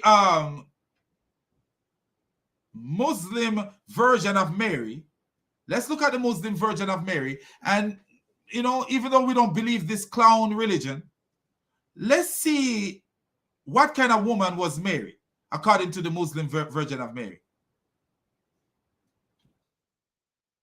Muslim version of Mary, let's see what the Muslim version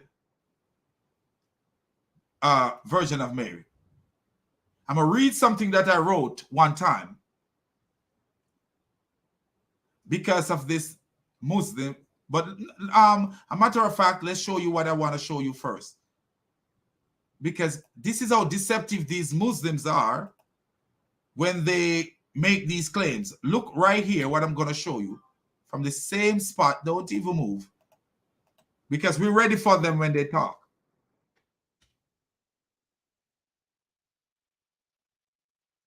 And can you see the screen? Can you see the screen? Is it looking green? Can it be seen? Can it be seen? Should I treat her mean? No, I shouldn't treat her mean. Beat her till she's green.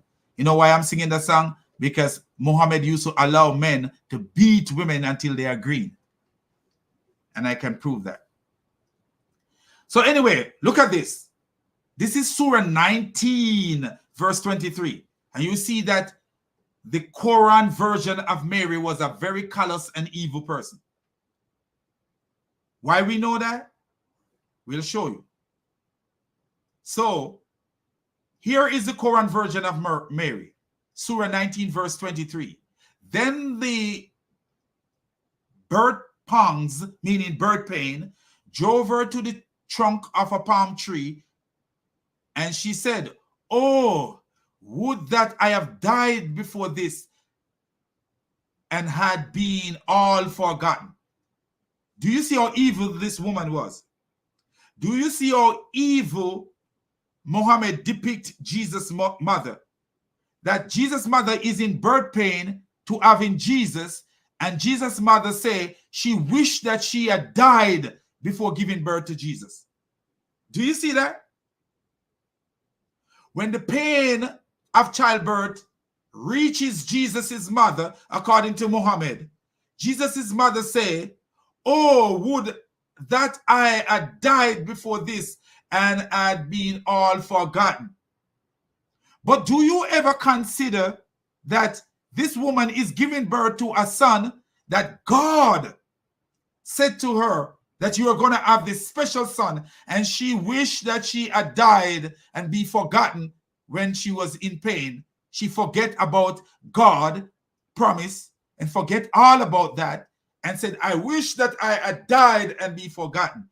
So if Jesus have a mother like this, then Jesus have the right to call her a woman. Wouldn't you think so? Wouldn't you think so? Wouldn't you think so? So this idiot go and change his name and call himself Trinity is a lie, and still promoting this stupid book called the Gospel of Barnabas. What a dumb clown. Still promoting the book called the Gospel of Barnabas. This guy is an idiot. The Gospel of Barnabas that was found in the 14th to the 17th century, that was written in 14th. He still believes that he should be promoting that. The boy need a brain, man. The boy need a brain. But do you see the evil of the Mary of the Quran? How evil the Mary of the Quran was. That, let me show you even more. She was promised a son from the so-called God,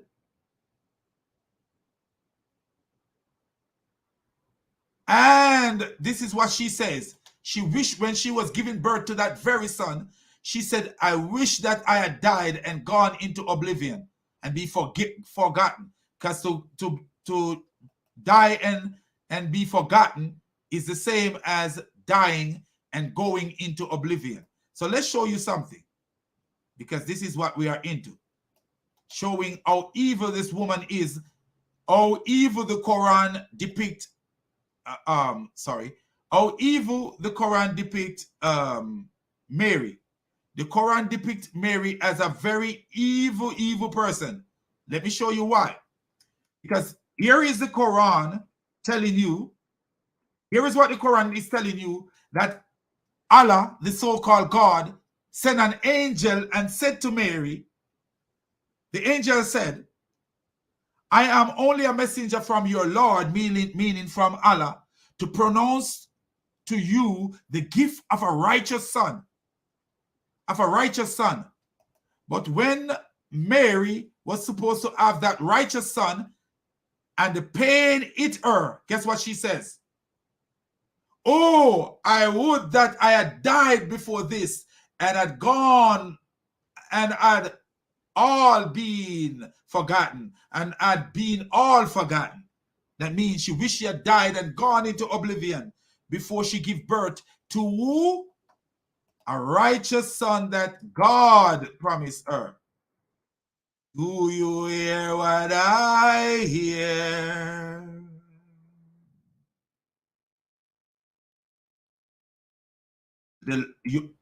Your Lord promised you a gift of a righteous son, and you say you wish that you had died and gone into oblivion before giving birth to that child.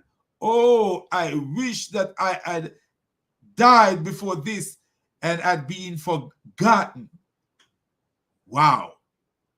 So do you see, while this donkey of a Muslim is trying to attack Jesus for calling his mother a woman, you see the kind of woman that the Quran painted Mary to be, a very callous and evil woman, a woman that would have committed abortion in today's society.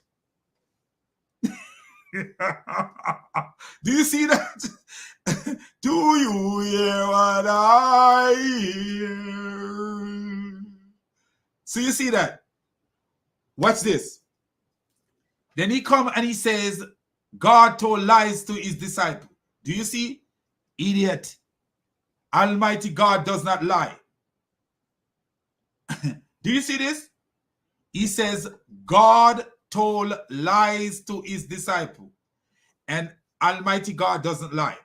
We already pointed out that Allah is a liar, because in Surah 5, verse 67, Allah told Muhammad that he will protect him from the people. But did Allah protect Muhammad from the people? No.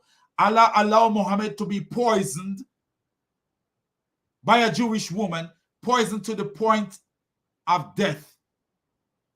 And when Muhammad was dying, this is what Muhammad said while Muhammad was dying. Let me read it to you. Let me read it to you. And anybody who want to see how Muhammad died, go back to the beginning of the video when I was showing that. But let me show you what Muhammad said when he was dying. The messenger of God said during the illness from which he died, at this very moment, I feel my aorta being severed because of the food I ate with your son at Khaybar. And this is what Muhammad's child bride, because Muhammad married to a baby, a 6-year-old baby, have sex with her when she was 9 years old. And this is what Muhammad's child bride said. I never saw anyone suffer more pain than the messenger of Allah. So you are telling me now that Allah never lied. Allah promised to protect Muhammad from the people, but allow him to be poisoned to death by the people. Allah also promised to protect Muhammad from the people and allow him. Let me actually show you what else happened to Muhammad while Allah promised to protect him from the people. Let me show you. To show you that Allah was a worthless, good-for-nothing God. Narrated Aisha,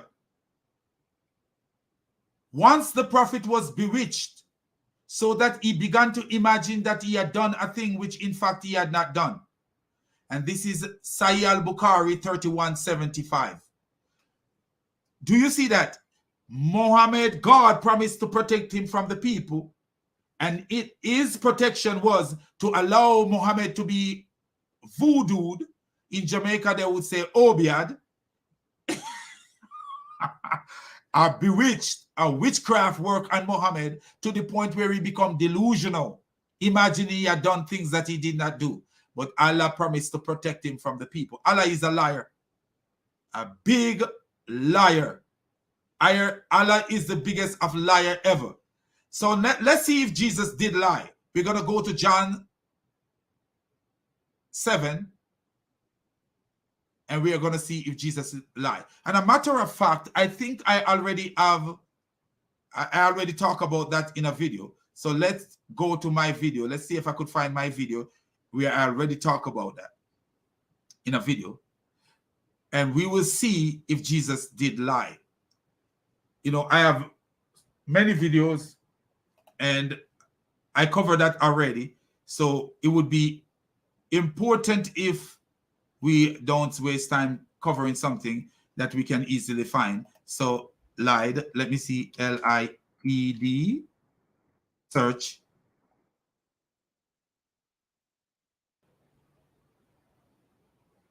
And let's see.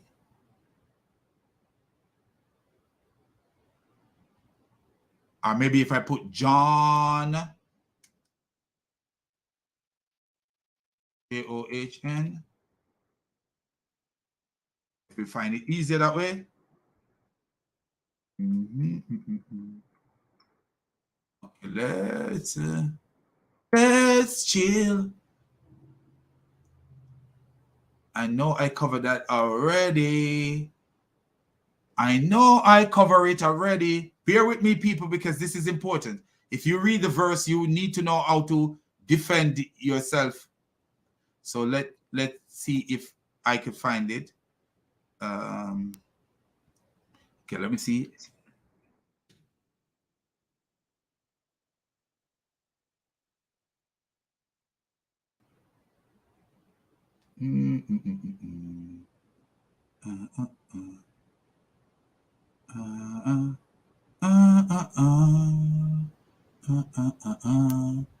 Let's see if I could find it, because I wouldn't have to go all over it. If I could find it, then I didn't have to go all over it. If we could find it, we could just use it. Okay, let me see.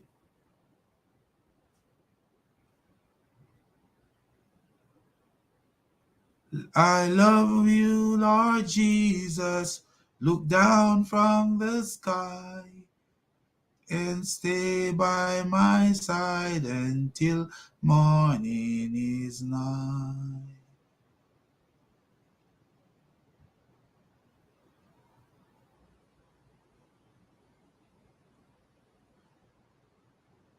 Let me see, let me see.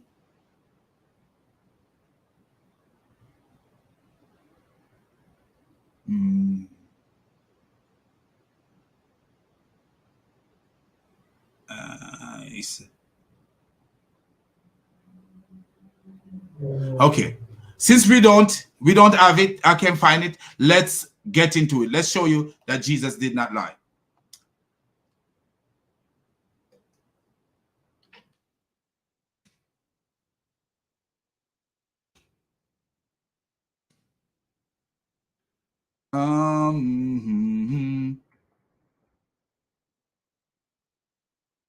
Okay, so what we gonna do now?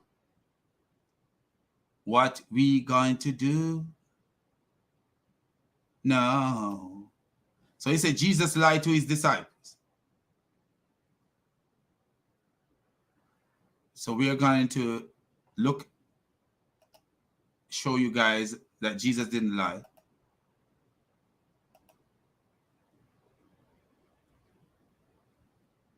All righty, here we go.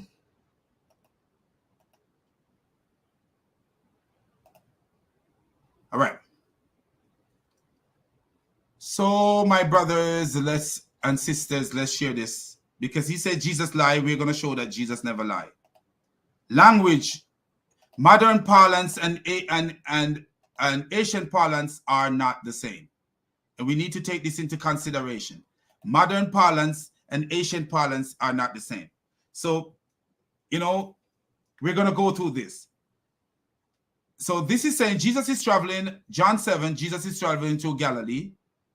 Meanwhile, in Judah, the Jewish leaders were looking for a way to kill him.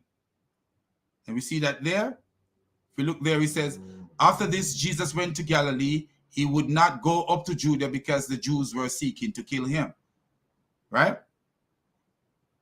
Then, when the Jewish festival of Tabernacle was near, Jesus' brothers said to him, and if you notice who Jesus' brothers were at the time, they were not believers in Jesus. They said, leave Galilee and go to Judea so that your disciples there may see the works you do. Notice they weren't concerned about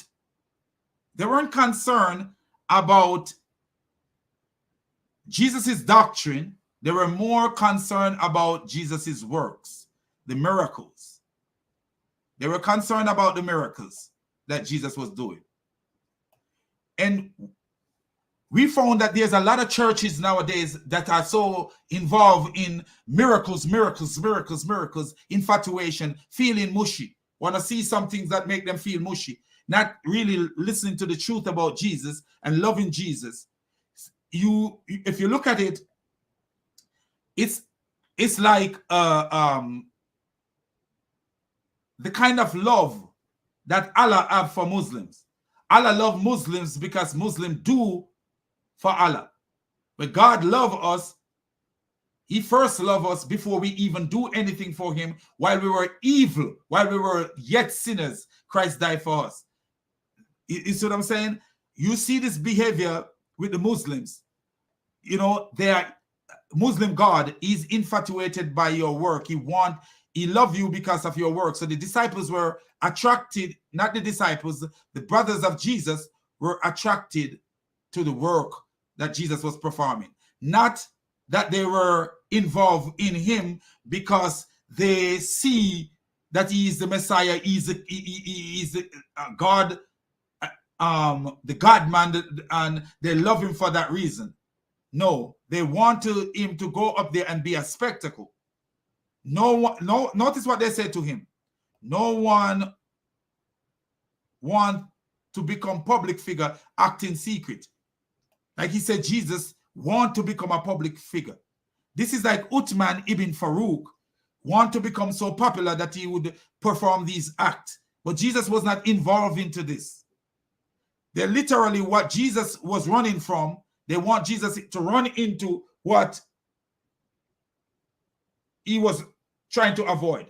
After this, Jesus went about in Galilee. He would not go to Judea because the Jews were seeking to kill him. If he go up there, put on a spectacle and a show, he would attract the people who were trying to murder him. And he have more works to perform. More works to perform. This we are talking about John 7 here. Jesus have many more things to do, but the disciples, not the disciples, his brothers, not the disciples, his brothers, meaning the people in his household that are called his brothers, maybe not biologically, but still his brothers. So they want him to go up and put on a show because they were more about him being a public figure. But Jesus was not into being a public figure. You know? Jesus didn't care about that because Jesus' kingdom is not of this earth. Jesus is bigger than the show that they want him to put on. Since you are doing these things, show yourself to the world. Notice what they were saying? Since you are doing these things, show yourself to the world. Can you imagine your brother is trying to avoid being killed at this time, and you are telling your brother to go show yourself to the world? What are you doing? You're setting up your brother. You're setting up your brother. Notice what Jesus said to them. Jesus replied to his the guy put off brother here. I don't really believe they were his real brothers, like his biological brother.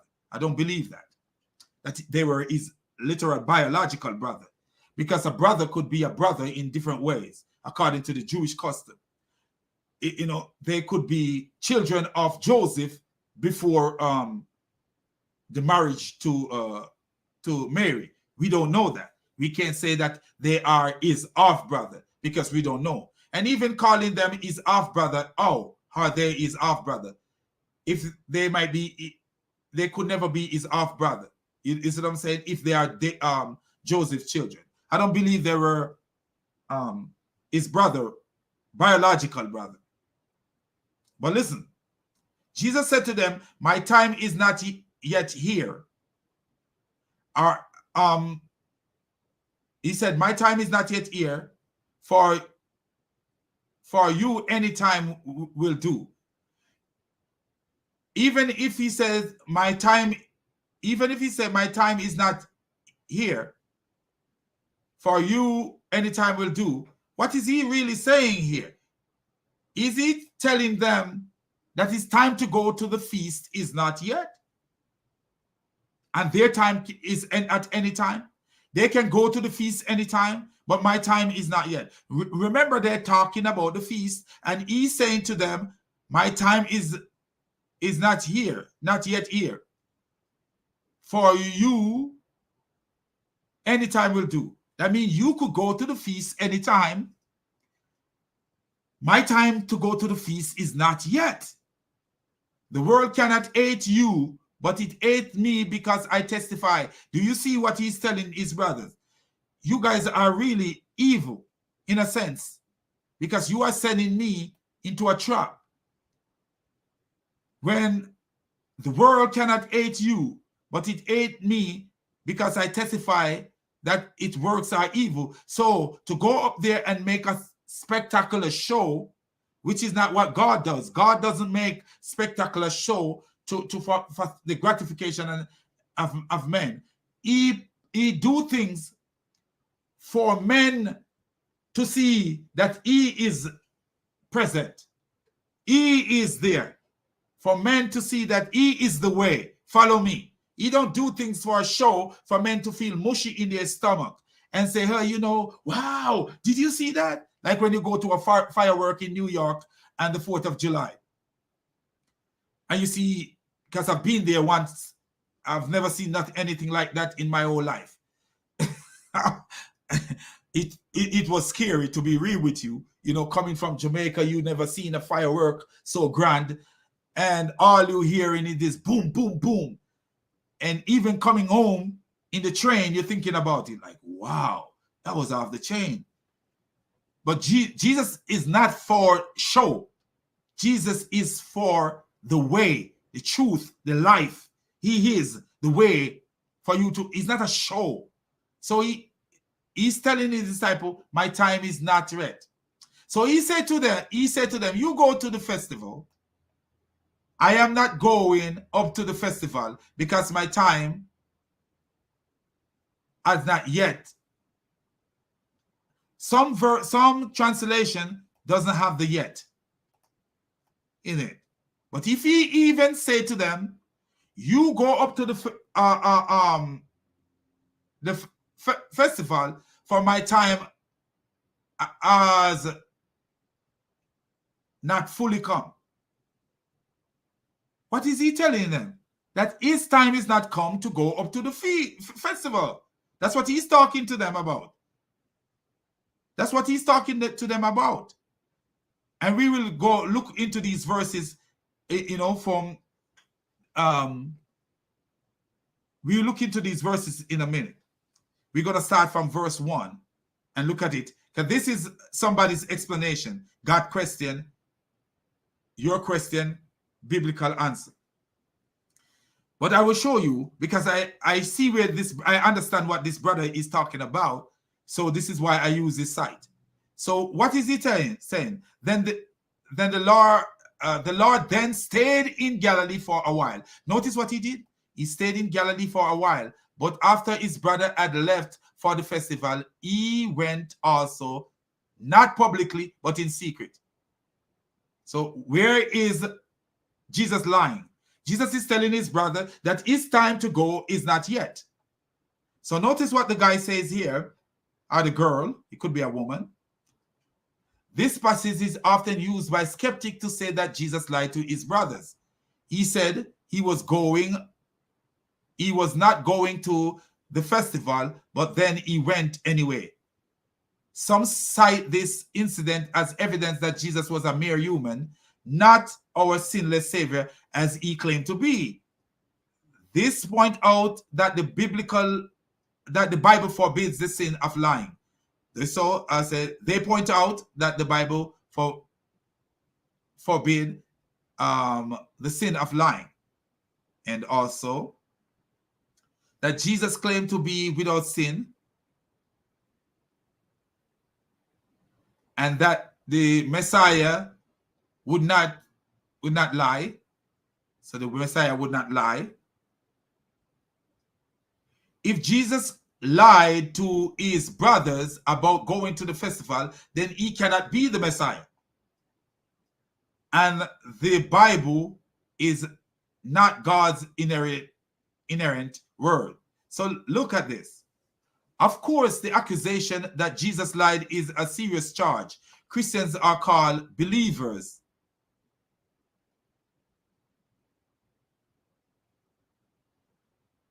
If Jesus told a lie to his half-brothers, then how can we believe anything else he said? We see that Muhammad was a liar, where Muhammad told a story. They asked Muhammad a question: why does a child resemble his biological parents? And Muhammad said the one who ejaculates first is the one the child will resemble. We know that's a lie.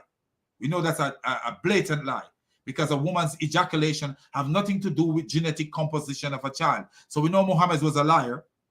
So what these Abduls want to do is call Jesus a liar. If Jesus is a liar, then how can he be the way, the truth, and the life? Do you see that these Abduls are the sons of the devil? These Abduls are the sons of the devil, calling Jesus a liar.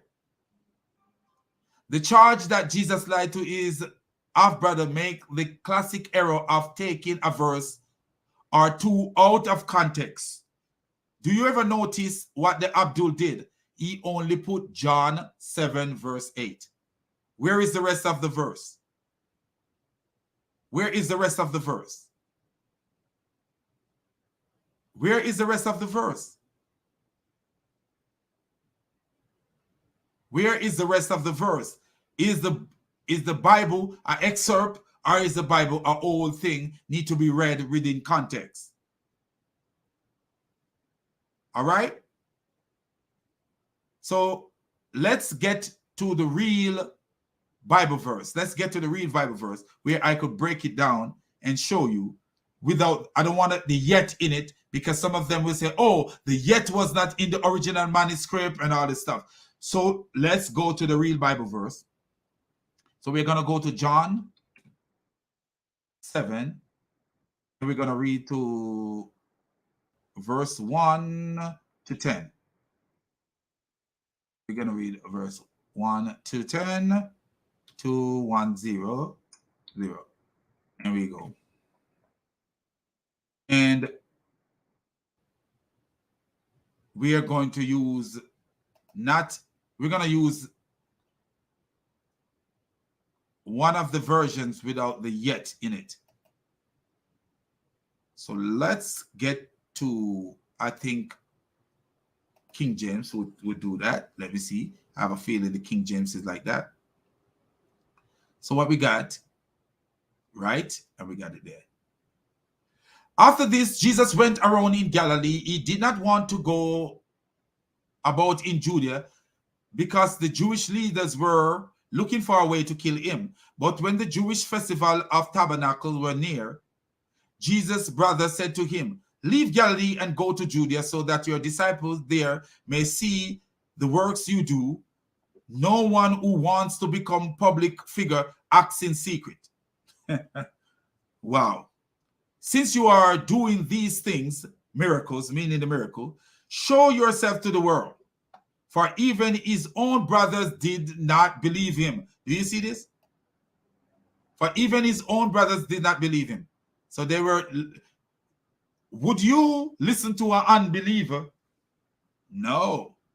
When it comes to spiritual things, you don't listen to an unbeliever, a person who don't believe in the things that you believe in. So listen. Therefore, Jesus told them, my time is not yet here. Because this is actually what he say here. My time is not yet here. That means my time is not yet here. For what? For what? For you, any time will do. My time is not yet here for me to go to they are talking about going to the festival, and he said, my time is not yet here. They're not talking about going to eat dinner. They're talking about the festival, and he said, my time is not yet here. What does it mean? What does it mean?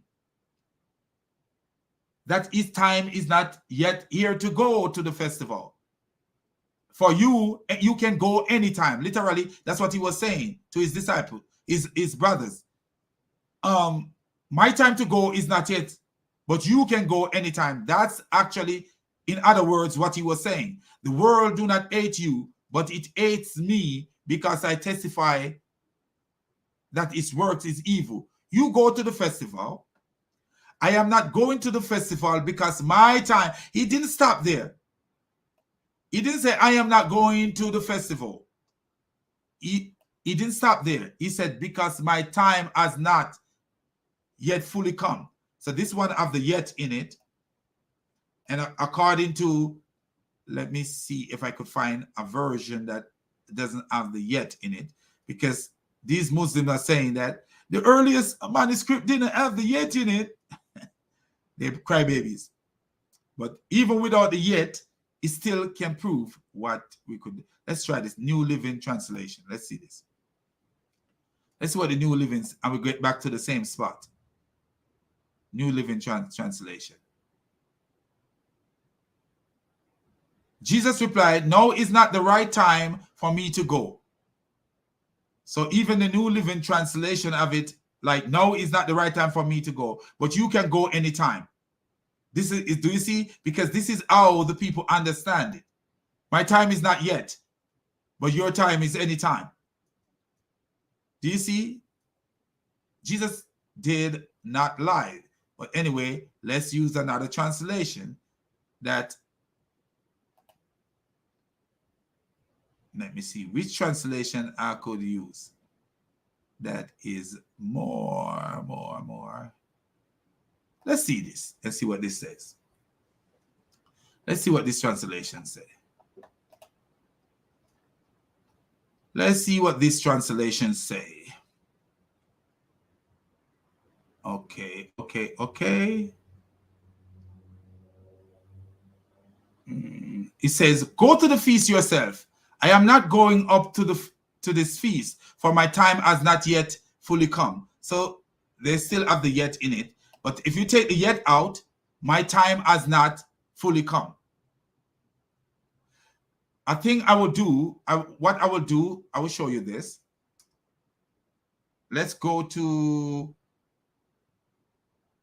that was John 7, verse 8. So we go John 7, verse 8, because when I do this, I don't want anybody to say, oh, this, and then you put HUB and we go there.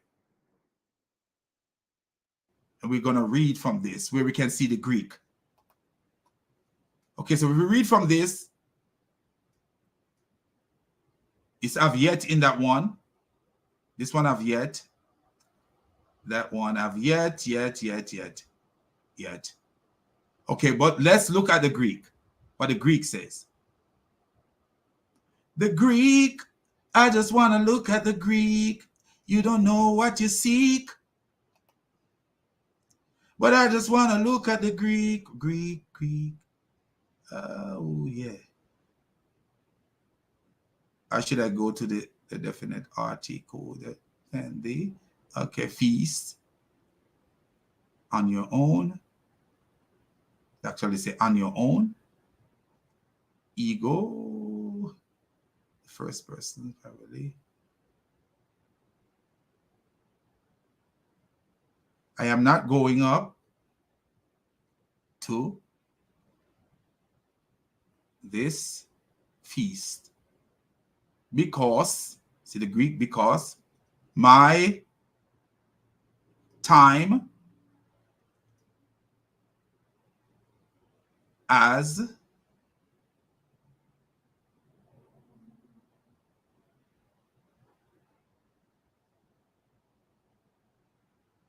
it's actually said not yet. I don't know if there's it. Come. But what Jesus actually was saying to his disciple is that his time to go is not yet. You can go. My time is not, I'm not ready to go yet. Literally, that's what he was saying to his disciples. He wasn't saying that he is not going to the feast. Literally just say, oh, I'm not going to the feast, and that was it. He's actually saying to his disciples that I'm not ready to go to the feast yet. In other words, that's what he was saying. I'm not ready to go to the feast. You go to the feast. I'm not ready to go to the feast. Go to the feast. I am not going up to this feast, for my time has not yet fully come. Even if the yet wasn't there, even if you take out the yet, for my time has not fully come. Mean it's time to go is not yet come, because that's what they're talking about. The context doesn't show anything else. So how is Jesus lying? He went after the brothers went. So there is no lie in his game. But we can show you where Allah is a liar. So we have shown where Allah is a liar.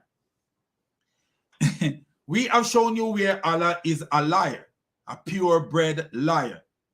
A purebred liar. Allah is nothing but a liar and a clown. The God of Islam is a nobody, a literal nobody who make promises to Muhammad that he could not keep. Make promises to Muhammad that he could not keep. And let me show you something. How bad that this God was. That Muhammad didn't even believe in this God. Muhammad was walking around with disbelief for this God. Disbelief. Listen. Let me show you. And this is why there was a Quran verse that said to Muhammad, if you have doubt in what we reveal to you, question the Christians, question the people who have the book before, because Muhammad did not believe in this God, fully believe. He would say things, but when things reaches him, the things that come out of his mouth, he's showing you that Muhammad did not believe in this God. Let me show you. I'm going to show you the proof.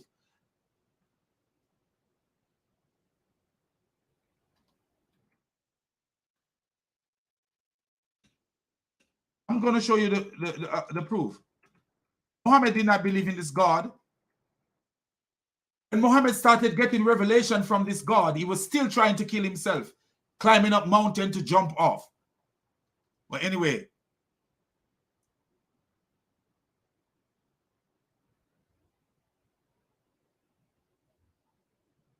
let me, a matter of fact, it's easy to find if I get it from here. Let's find Levi. Okay, there we go. And then we go. This is how I remember stuff. Let me search for it, then find it, then copy and paste it into the edit search, and we'll be all right.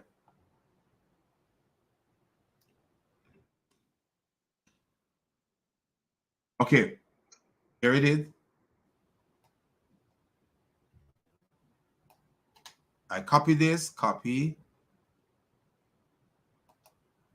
And then I go to the search of this thing and I put it in here and see what comes up. Paste, search. Okay, so here we go.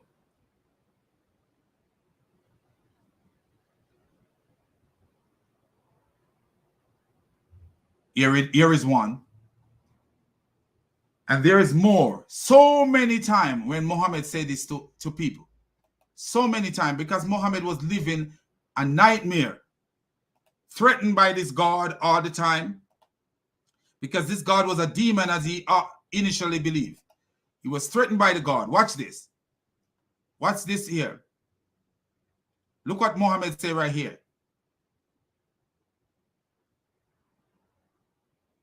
Let me show you what Muhammad say right here.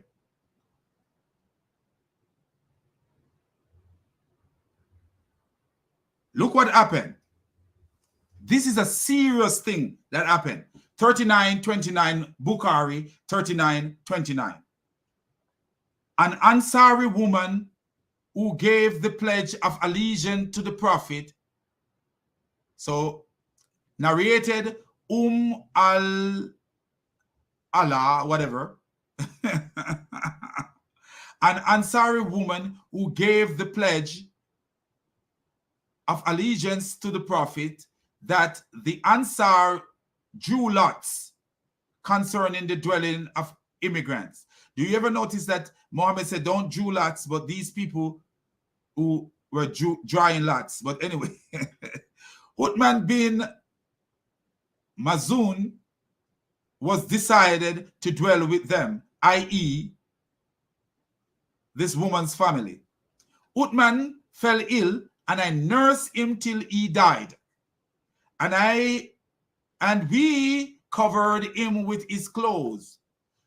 The Prophet came to us, and I, addressing the dead body said, O Abu Hasaib,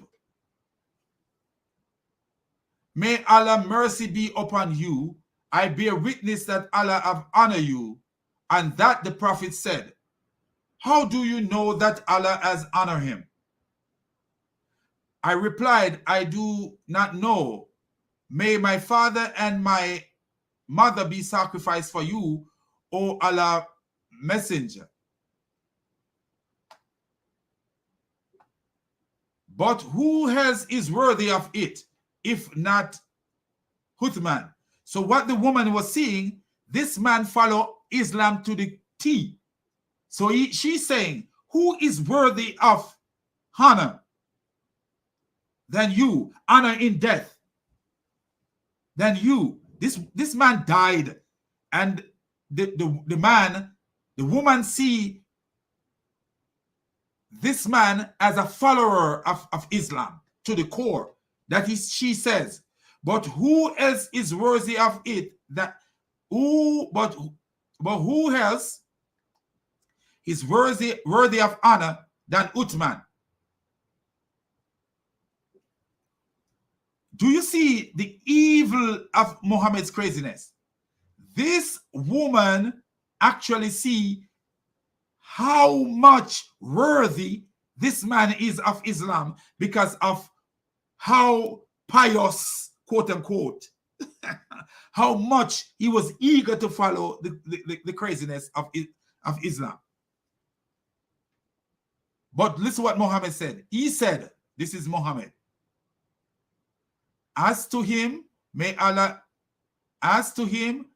Allah, death has overtaken him. And I hope that, and notice what he says, and I hope the best for him. Wow. He hoped the best for him. Jesus could promise his disciples that you have mansions in his Father's kingdom. There are many mansions, and he go to prepare a place for you. So there are many mansions, and he's going to prepare. But listen to what this man, who is called the mercy to the world, is saying to this dead about this dead man.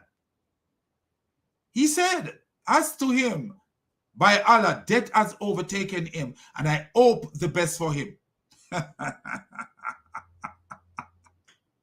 By Allah, though, this is the damaging part.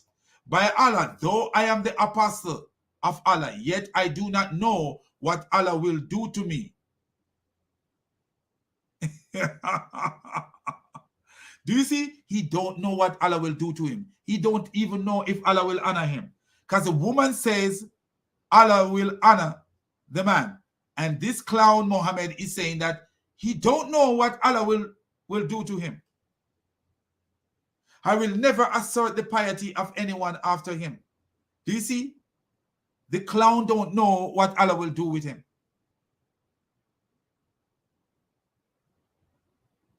The clown does not know what Allah will do with him.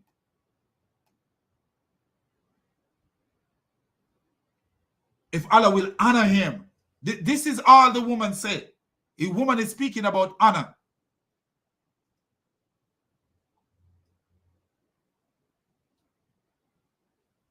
She said, I bear witness that Allah had honored you.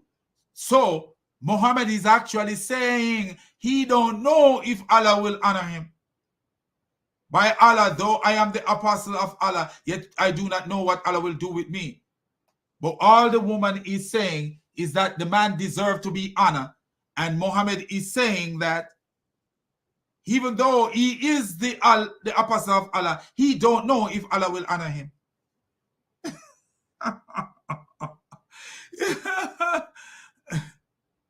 He don't know if Allah will honor him.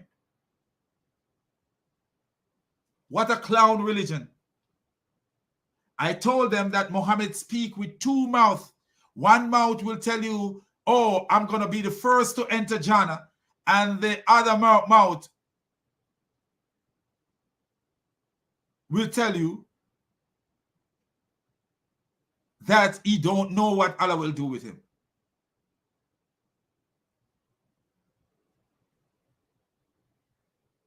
Momo was a liar. Muhammad was a notorious liar, a liar of the highest caliber, a wicked man who brainwashed the people. Look at this. To show you that Muhammad didn't believe in his God from the beginning. From the beginning. And at the time when Uthman died, that was way after Muhammad started getting revelation. The time when this man died, this is not we're not talking about Uthman the Caliph. We are talking about this Uthman. The time when Uthman died, that was way after Muhammad started getting revelation. But Muhammad, when he was getting revelation from his God, he was trying to kill his own self. He was trying to kill himself. This is how much faith Muhammad have in the stupidness that these clowns call God. Let me show you. Muhammad have no faith in this clown they call God. Muhammad know he was doomed from the beginning. From the cave, he knew he was doomed. He knew. He asked his wife, what is wrong with me? He told his wife, I fear for myself. I fear for myself. Let me show you.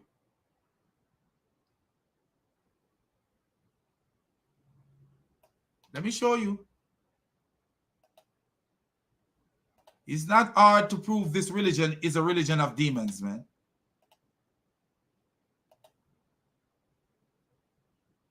Not hard to prove.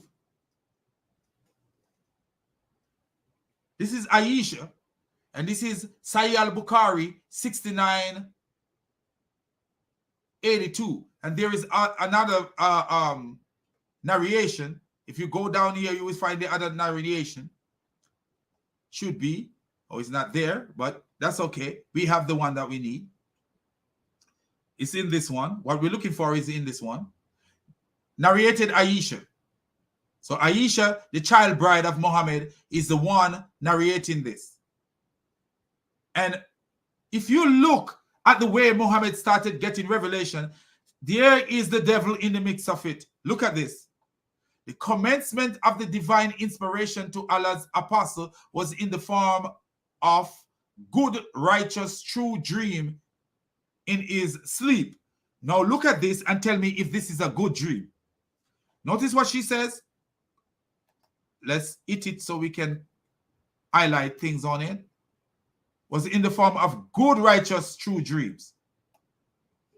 A good dream. Tell me about a good dream. A good dream is a good dream. Is a dream good when you are sleeping and you dream that a creature is squeezing you to almost to death? Is that a good dream? Aisha was a baby because she was 9-year-old when Muhammad had sex with her. So a baby will talk whatever she heard. But listen to this. How is this a good dream? Listen to this dream. He never had a dream, but that it came true like bright daylight. He used to go in seclusion, the cave of Ira. So he would go to this cave, and we know what happened in caves. I've been to many caves in Jamaica, and since I've been here in the United States, I go to cave. There are caves. Caves are dark places. If you don't put light in a cave is a very dark place. What was Muhammad doing in seclusion in a dark cave? What was he doing in a dark cave, looking for God in a dark cave? Looking for God in a dark cave. Why? Where he used to worship Allah alone. How could he be worshiping Allah alone? Did he know what he was worshiping?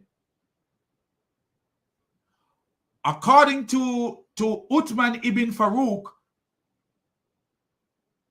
the reason Muhammad thought that Gabriel was the devil is because Muhammad was not from an Abrahamic faith. So how could Muhammad be worshiping Allah alone? Who was this Allah that Muhammad was worshiping? This Allah could never be the true and righteous God, the God and the creator of the universe. It could never be. Because what? According to Uthman ibn Farouk, Muhammad was not from an Abrahamic religion. So how was he worshiping Allah alone? Which Allah was he worshiping? Continuously for many nights. So this man would leave his home, where the bed of his wife, and go to a cave for many nights to worship. Worship who? A dark cave to worship who? He couldn't worship God at his own. He couldn't worship God in the privacy of his home or anywhere else but a dark cave. But look what happened. He used to take with him the journey food for that stay, and then come back to his wife Khadija to take his food likewise again for another period to stay. Do you see that? This man would go gone for days and nights and then come back for food alone, using his wife. This man was an idiot. And his wife was glad to see him go, possibly. Till suddenly the truth descended upon him. Now notice what the truth is. Suddenly the truth descended upon him while he was in the cave of Ira. So it was a dream. Notice what she says. The commencement of the divine inspiration to Allah messenger was in the form of a good righteous dream. So he was dreaming. In the cave he was dreaming. And suddenly the truth descended upon him while he was in the cave Ira. The angel came to him. Notice they are saying that it's an angel. But the creature did not identify himself as any angel. Look for yourself. Came to him and it asked him to read. The prophet replied, I do not know how to read. The prophet added, the angel caught me forcefully and pressed me so hard that I could not bear it anymore. And notice what the child bride called it. A good, righteous, true dream. Is that a dream? That's a nightmare. Wow. What a catastrophe. What a calamity. And this clown loved to repeat himself. Why he love to repeat himself like this? Every time he come here, repeating the same thing. The Jews reject Jesus and call him a bastard. These disciples were Jews, you dumb clown. And there are many Jews today called Messianic Jews. So why are you repeating yourself, you dumb clown? Why every time you come here, you should be repeating yourself? Huh? Now the question I ask again, how is this a good, true dream? This is not a nightmare? This is not a nightmare. Watch this again. Watch this again.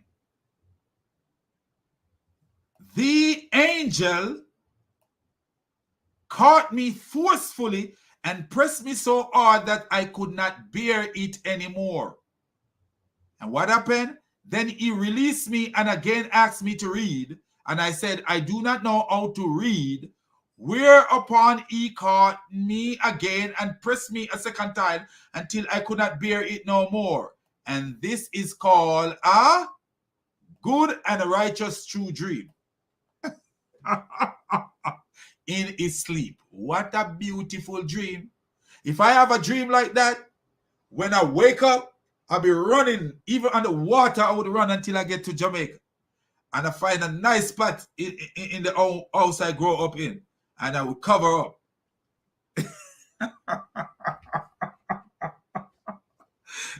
That's not a true good dream.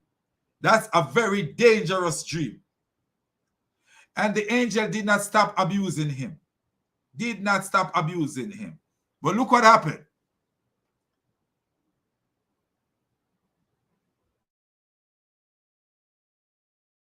Then read, and I reply, I do not know how to read or what I should read. So here is this. Do you see how stupid this is? If this actually is something that he said, what was the angel telling him to read? Did the angel give him a book and tell him to read the book?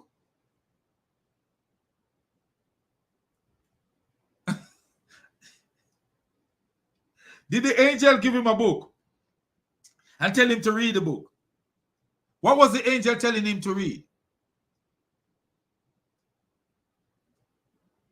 And he's saying that I do not know how to read.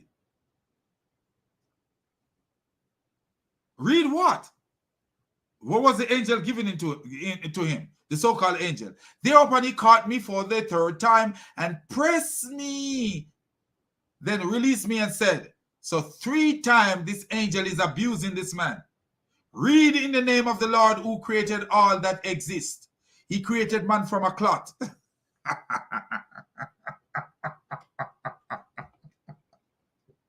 Man is created from a clot. Wow. What a beautiful religion. A clot. You know what a clot is? When blood clot, it is dead. Dead blood is what clot. If blood is alive, it doesn't clot. So how can you be created from dead blood? Anyway, read, and your Lord is most generous. The Lord is most generous, but he have an angel, a so-called angel, pressing you and squeezing you. Do you see that? Make no sense. Senseless nonsense from the beginning. Watch this. Then the messenger of Allah returned with the inspiration, his neck muscle twitching with terror. Of course, man. Of course. What do you expect? Do you expect his neck muscle to be still? Terrorizing him. Then he start the terrorizing. We terrorize. The angel come terrorizing him. Then he is the one in turn start the terrorizing. Where he started killing even his neighbors. Do you see that? His neck muscle twitching with terror till he entered upon Khadijah, till he reached home and he entered upon his wife, meaning that he ran into the house. And what he said to his wife, cover me, spread your precious love all over me. I need you so. Remember that Jamaican song? Baby girl. He said, cover me. And they cover him till his fear was over. And he said his fear wasn't over. Why we know his fear wasn't over? Listen what he says. Oh, Khadijah, what is wrong with me? Do you see that? What is wrong with me, Khadijah? Khadijah, please, Khadijah, tell me what is wrong with me. An angel come in a cave and man handle me. I don't know what is wrong with me. A critter came in a cave and man handle me. He squeezed me. He squeezed me so much. He squeezed me till I cannot squeeze no more. He squeezed me like a lemon. Anyway, then he told everything that had happened and said, I fear something may have happened to me. I fear something may have happened to me. So from the get-go, Muhammad feared what was happening to him, but he took what he feared for himself and gave it to these Muslims. And then listen to Khadijah. Remember Muhammad said a woman's witness is half that of a man. So he feared that something was wrong with him. And listen to Khadijah, the half man. Muhammad said women, the witness of a woman is half that of a man, because the woman have a deficiency in her intelligence. I will show you that for the people who didn't know that Muhammad said that. So he said to Khadijah, said, never. But add glad tidings, for by Allah, Allah will never disgrace you as you keep good reaction with your kith and kin. Speak the truth, help the poor and the destitute. But do you notice that Khadijah said, this man speak the truth? But this is a man who say the same creature that was choking him in the cave told him that if a woman ejaculates before a man, the baby will look like the woman. And we all know that is not true, because a woman's ejaculation have nothing to do with genetic composition of a child. So Muhammad wife, he said that you speak the truth, but Muhammad became a liar after he was squeezed like an orange. After he was squeezed like a fresh squeezed California orange. Or a Jamaican soursop. After he was squeezed out like a Jamaican soursop, then he become a liar. Wow, what a catastrophe. Then you help the poor and the destitute, serve your guests generously, and assist the deserving, calamity afflicted ones. Khadijah then accompanied him. Look at this. Khadijah then accompanied him to her cousin, Warika bin Nafal bin Asad bin Abdullah. Look at this. Look at this. Bin Abdul Huza. You know what this means? Slave of a false god. The god name is Huza. So Warika was one of Warika. Warika came from the people who were worshiping idol.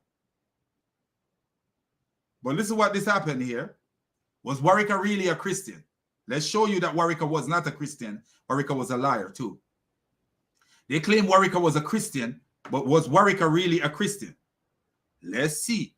Warika was the son of her paternal uncle, i.e. her father's brother, who during the pre-Islamic period became a Christian. So they claim that Warika became a Christian. But we will see if Warika was a Christian. Let's see. And used to write the Arabic writing, and used to write the gospel in Arabic, so as much as Allah wished him to write. So if Muhammad need to find God, why was he in a cave when Khadijah have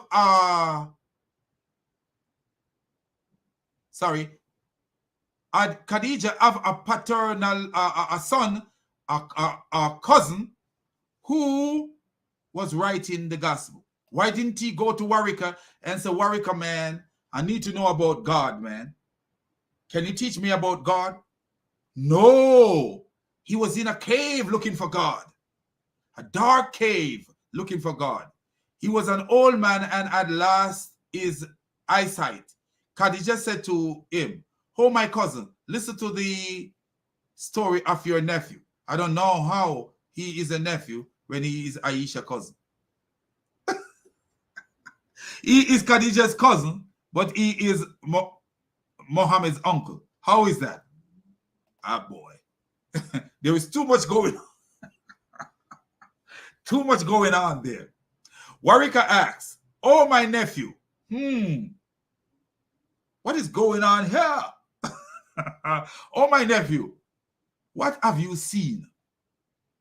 The prophet described whatever he had seen. Warika said, this is the same Namos, i.e. angel. Do you notice the angel didn't say who he was? It's Warika who say who the angel was. So who is this Warika that have the power to say who an angel was? And what Christian would tell somebody, this is Gabriel?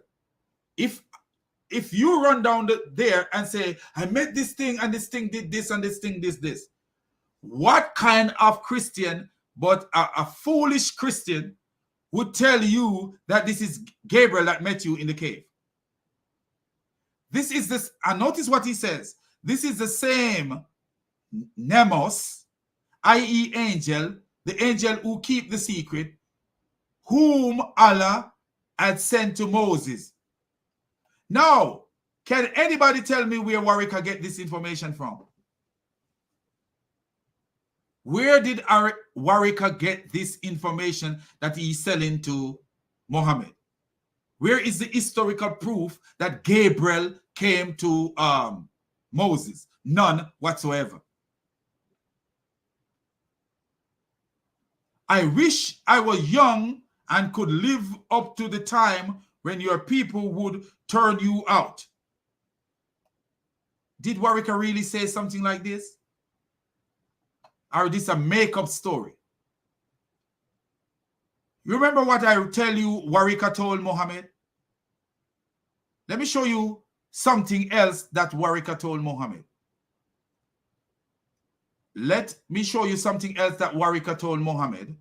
And this, I believe, is actually what Warwick told Muhammad. If Warwick was a true Christian, this is what I believe that Warwick told Muhammad, if Warwick was a true Christian. Let me show you what Warwick told Muhammad. If Warwick was a true Christian, this is exactly what I would believe that Warwick would tell Muhammad. Muhammad, something was wrong with his bloody head. Muhammad, follow Muhammad, you're gonna go to hell. So let me show you. It's gonna come in two parts, and I will put it on screen for you guys to see. This is what Warwick told Muhammad. I am afraid it may be someone other than Gabriel, for certain devils imitate him, and by so doing can mislead and corrupt some men. This can result in a man becoming confused and even crazy, whereas before he had been of sound mind. Ibn Kathir, The Life of the Prophet, Al-Sirat al-Nabawari. Do you see this? Now, let's see if what Warwick says that it did not fulfill with Muhammad. In this very same hadith right here, we are going to see that what Warwick say fulfill upon Muhammad. Watch this. Allah Messenger asks, will they turn me out? So we see these made-up stories in the middle. But look, I don't believe Warwick say all this stuff. Why? Look what happened. Warwick replied in affirmative. So Warwick must have been a prophet to prophesy that they will turn him out. And Muhammad say that he is I will show you that he is the only prophet between Jesus. Let me show you.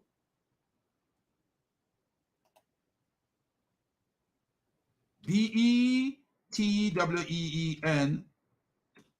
Jesus.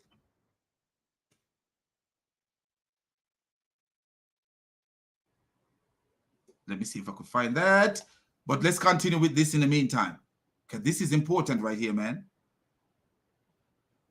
So, never did a man come with something similar to what you have brought, but was treated with hostility.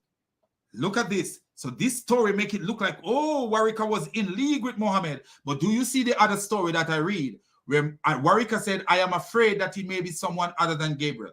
Watch this. If I should remain alive till the day when you will be turned out, then I would support you strongly. This is what they claim that Warwick says. But listen what happened. But after a few days, Warwick died, and the divine inspiration was also paused for a while, and the prophet became so sad, as we have heard, that he intended several times to throw himself from the top of high mountains. This man is claiming to get revelation from God, and he's trying to kill himself. And every time he went to the top of the mountain in order to throw himself down, what happened? Jibril, the so-called angel, would appear before him and said, "Oh Muhammad, you are indeed Allah's messenger in truth." Whereupon his heart would become quiet and he would calm down. This sounds like something like a mental disorder, ain't it? A man has some schizophrenic activity going on where he wants to kill himself, and then in his delusion, something calm him down. In his delusions. But look at this. Trying to kill yourself show that you are mentally disturbed. And what did Warika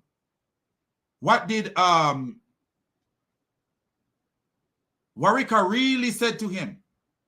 What did Warika really said to him? Let's show it again. I am afraid that it may be someone other than Gabriel, for certain devils imitate him, and by so doing can mislead and corrupt some men. This can result in a man becoming confused and even crazy.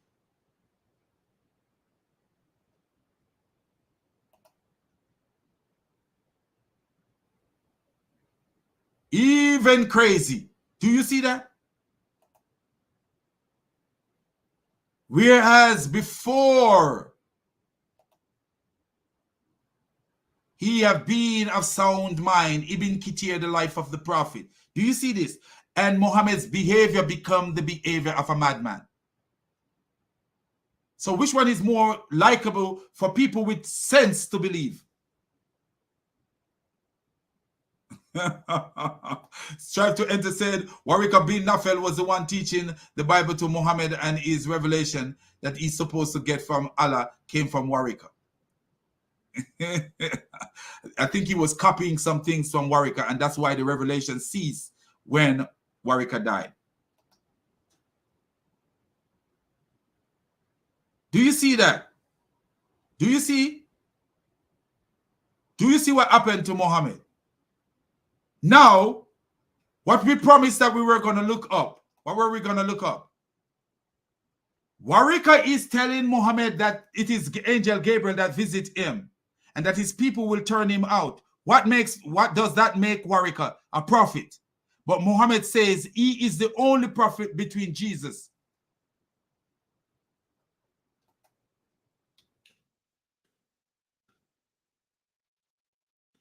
Let me see if I could find it.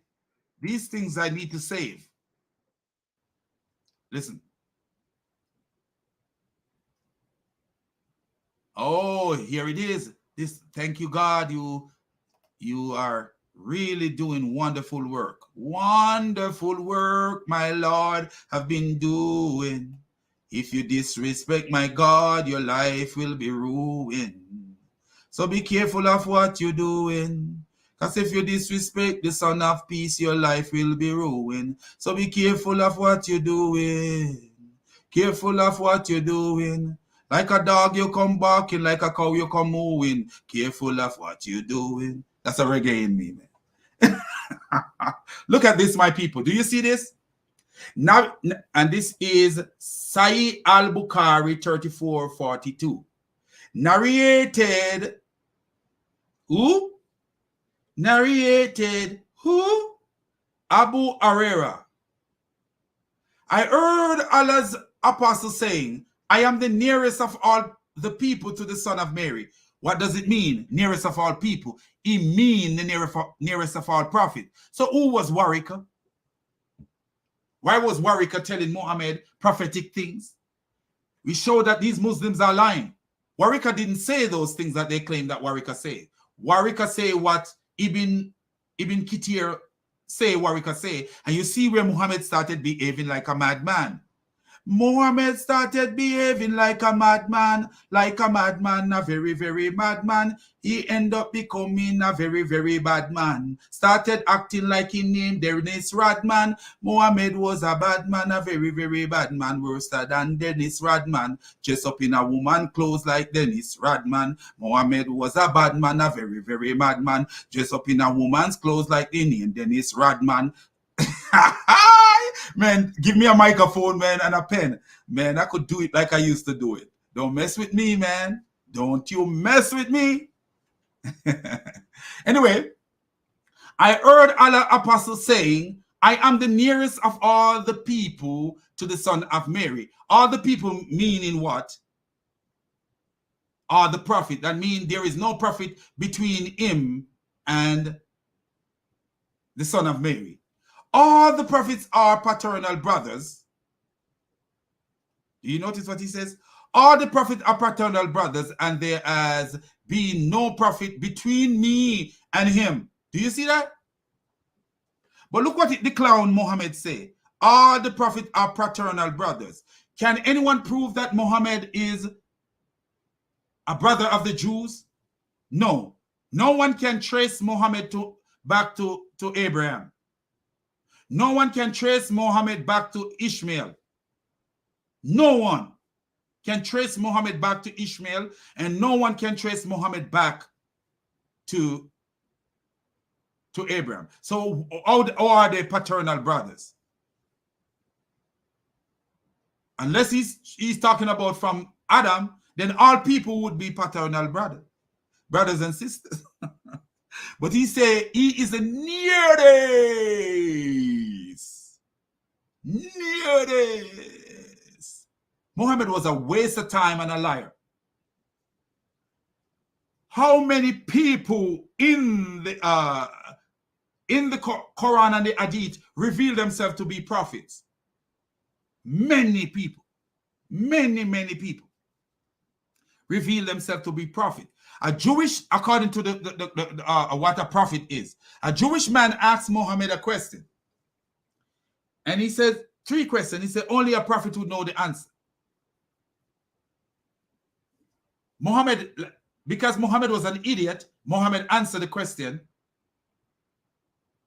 But the Jewish man said only a prophet would know the answer. So how would the Jewish man know if Muhammad is telling the truth? The Jewish man, so what God did, God used a Jew to set up Muhammad for the people of today, the wise people of today, to see that Muhammad was an idiot. Watch this. Muhammad was a donkey of the highest caliber, an idiotic donkey.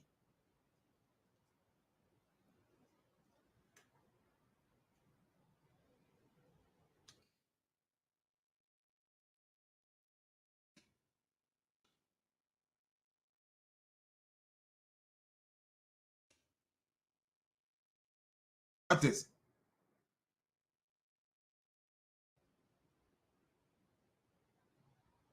No, no, no, no, no, no, no, no, no, no. No, no, no, no, no, no, no, no, no, no. Man, Muhammad, man. Why would I follow an idiot like this?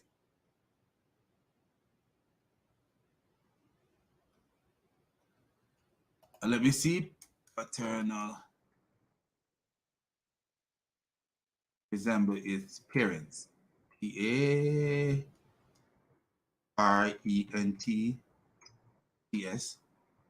Let me see if I could get it here. Yep, here it is. So this Jewish man, Abdullah bin Salam, asked Muhammad this question. This is the most important question here. We'll show you that Muhammad was a clown. So the question he asked, he said to Muhammad, I am going to ask you about 3 things which nobody knows except a prophet. So a wise person would say, how would you know if I tell you the answer? But because Muhammad was a stupid, dumb bastard, Muhammad answered the question.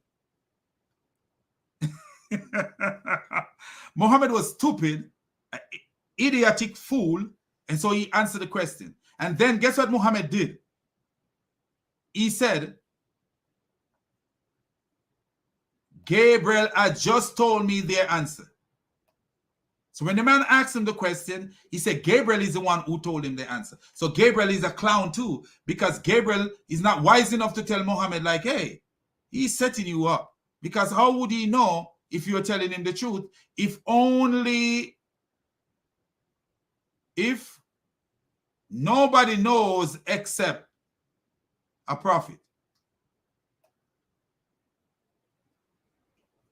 if nobody knows the answer to these questions except a prophet, how would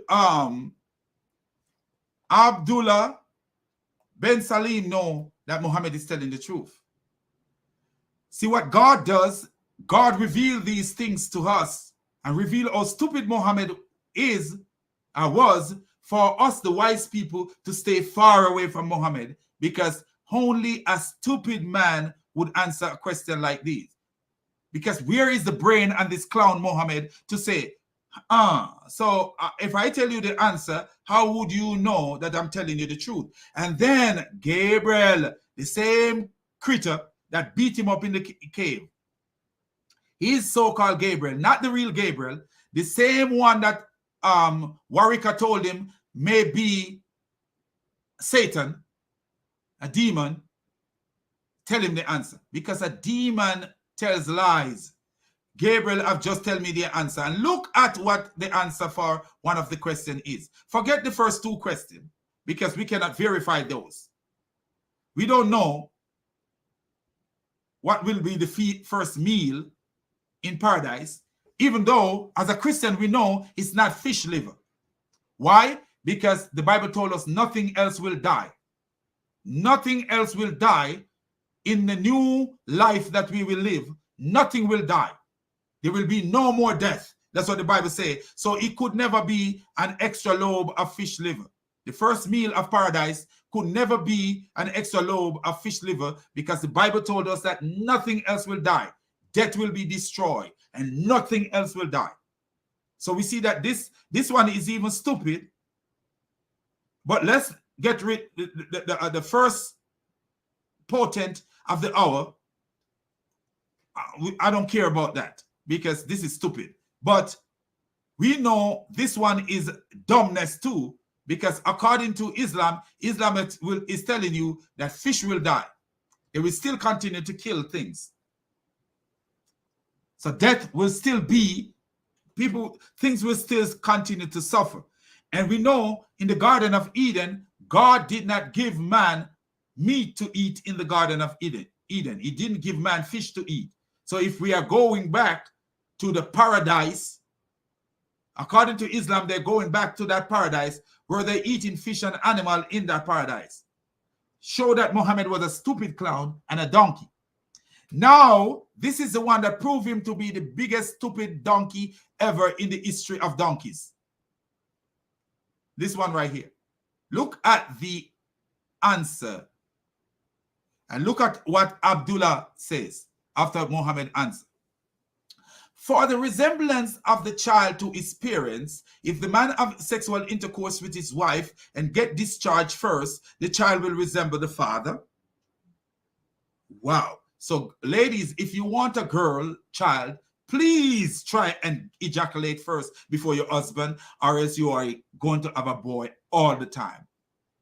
And men, if you want to have a boy child, please try your very best, man, and ejaculate first before your wife, or else you're going to have a girl.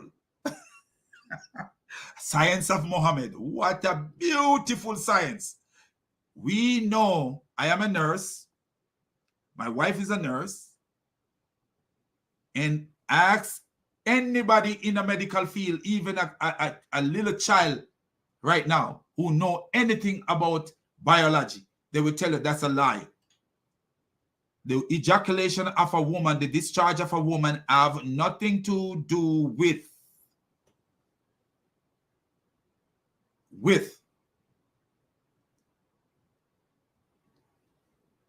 genetic composition of a child, the genes of a child, nothing at all. And if you look at it now, what you would see too, if the Muslims say he wasn't talking about the woman discharge, vaginal discharge, we have another a verse, we have another hadith that can show that this is talking about vaginal discharge. And we're actually going to show that just to finish this video and to show that Muhammad is the biggest liar ever. Watch this now. Notice what Muhammad says. If the man discharge first, the child will resemble the man. And if the woman discharge first, the child will resemble her. But listen what Abdullah said. On that, Abdullah bin Salim said, I testify that you are the messenger of Allah.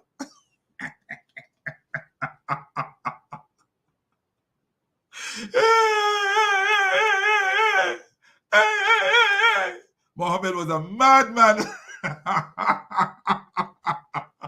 Oh, Father, have mercy on these people's soul, man. Do you see that? Do you see why he testified? Something that he don't even know for himself. Because he says, only a prophet know it. What is that telling us? That people were believing in Muhammad based on shallow belief. Look at this. He says, I'm going to ask you 3 things which nobody knows except a prophet. So how did he know? How did he base his belief on that? Notice what he says. How did he base his belief that Muhammad is a prophet and something that he don't know himself?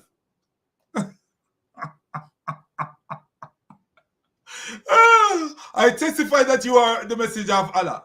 Do you see these things, man? These things are showing us that Muhammad was a false prophet. Watch this now. Watch this. In case the Muslims say he was talking about some other discharge, he wasn't talking about vaginal discharge. Look at this.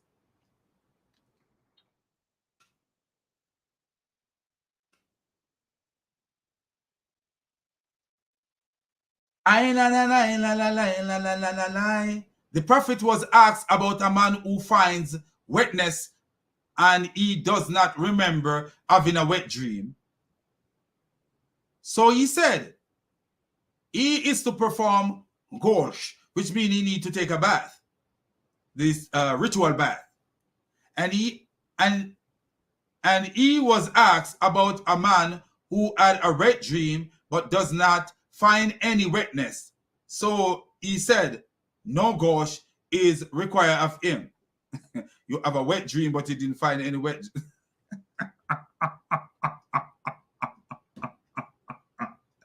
Wow. The reason it's called a wet dream is because it's wet. What a beautiful religion. Who is making your decision to fulfill to move with precision towards this religion. And don't you ever, that's like Michael Jackson. If I have that voice, it'll be like, go into that. Michael Jackson. Salama said, O messenger of Allah, is the woman required to perform ghosh if she sees that? He said, yes, indeed, women are the partners of the men. But listen this, it's not done yet. That was a beautiful one. Make it look like Muhammad is wise right there. O messenger of Allah, Allah is not shy to tell the truth. Does a woman have to perform ghosh if she, I can't pronounce that word, gold, whatever they call it. If she has a wet dream? He said, yes. If she sees water, do you ever notice the first one? This says, if a wet dream without water. Salama laughed and said, do women really have wet dreams? The Prophet of Allah, whatever, said, how else will her child resemble her? What a beautiful, beautiful prophet. He must be a non-prophet. He must be a non-prophet. A beautiful, beautiful prophet. He must be a non-prophet. Prophet Muhammad was a non-prophet. What a beautiful, beautiful prophet. Jamaican, let me hear you say prophet. American, let me hear you say prophet. Nigerian, let me hear you say prophet. Norwegian, let me hear you say prophet. And all the British man, let me hear you say prophet. What a beautiful, beautiful prophet. Muhammad was a non-prophet. What a beautiful, beautiful prophet. The Muhammad was just a non-prophet. Everybody, let me hear you say prophet. And all the, let me hear you say prophet. Islamophobe, let me hear you say prophet. Look at this prophet, man. He said, how else her child resemble her? So your child resemble you from a wet dream. Your child resemble you because women have semen. Ooh, ooh. This is if she has emission of the fluid of organism. Look, organs. Look, you see this? Yeah. So if a woman climax, her child resemble her if she climax first. What a beautiful religion. What a beautiful, beautiful prophet. Muhammad, he was a non-prophet. All the people, let me hear you say prophet. Jamaicans, let me hear you say prophet. Englishman, let me hear you say prophet. Chinese, let me hear you say prophet. Japanese, let me hear you say prophet. Vietnamese, let me hear you say prophet. All the people from Belize, let me hear you say prophet. Muhammad, what a beautiful prophet. What a beautiful, beautiful prophet. Muhammad was a non-prophet. Anyway, people, let's stop it. Hey, man. Entertainment for your dollar, man. Anyway, people, I want to say, man, several times, my brother tried to kill himself several times. Muhammad tried to kill himself several times. I want I want of these YouTubers to do a story on it. On what? What do you want him to do a story on? Oh man, what a beautiful. You see this? Oh wow, definitely fabricated then. Yes, it's a fabricated story that Warika says that he would follow Muhammad. If Warika was a real Christian, Warika would say to Muhammad the very thing that Ibn Kathir said Warika said to Muhammad. And do you see that we are saying the same thing? We are saying the same thing that Ibn Kathir says Warika said to Muhammad. And we see the evidence that Muhammad was just an idiotic fool. And I like this. You cannot fool Christian with evil. No, you can't. Okay. And here we go. Yup. Real story, but it's a demon appearing as an angel. Muhammad was possessed by a demon. His behavior shows that he was possessed by a demon. Look at this. Look at this guy here. Paternal to Abraham, you clown. Donkey, can you prove to us that Muhammad is from Abraham? You can't. I tell you right now, if you can trace Muhammad back to Abraham, I will give you $5,000 US. And guess what? If you can trace Muhammad to Ishmael, I give you $5,000 US. I'm telling you right now, if you can trace Muhammad back to Ishmael, I give you $5,000 US. And if you can trace Muhammad back to Abraham, I will give you 10. So, and then you can tell me now, paternal to Abraham. And then we'll see who is the clown, you dumb idiot. I keep telling you to shut up and learn. You know, but it seems like you're a child. My brother said you're a child. It seems like you're a child. Because only a child reason like you. Because paternal to Abraham. How do you know that Muhammad is an offspring of Abraham? You cannot prove that. You cannot prove that stuff. No historical fact showing that Muhammad is offspring of Abraham. Where is it shows that Muhammad is an offspring of Abraham. Stop lying to yourself, man. What is wrong with you? Stop lying to yourself. Stop jumping around like a clown. How old are you, bro? A woman, or whatever, a girl, whatever.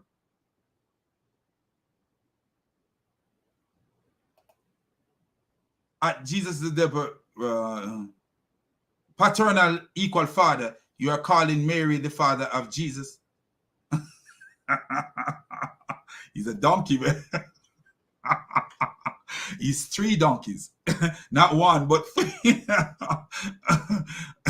He's 3 donkeys, man. Do you see the kind of nonsense, man?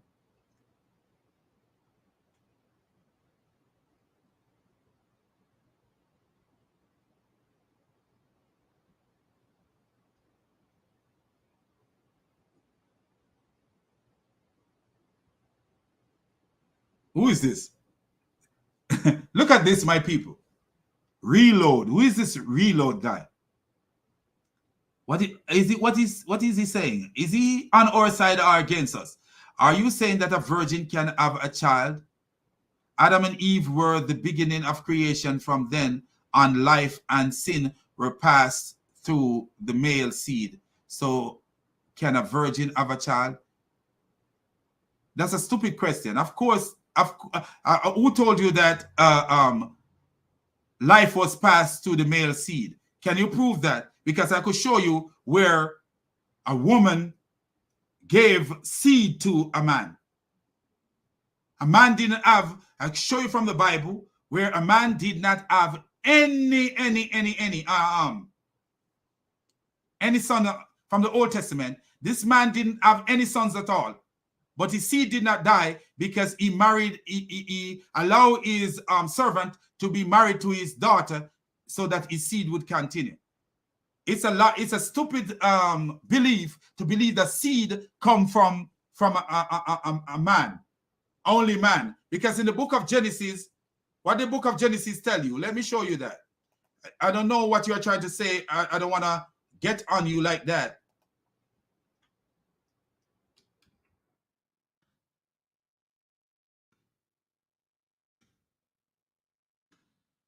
I don't want to get on you like that, but you need to stop teaching nonsense, bro.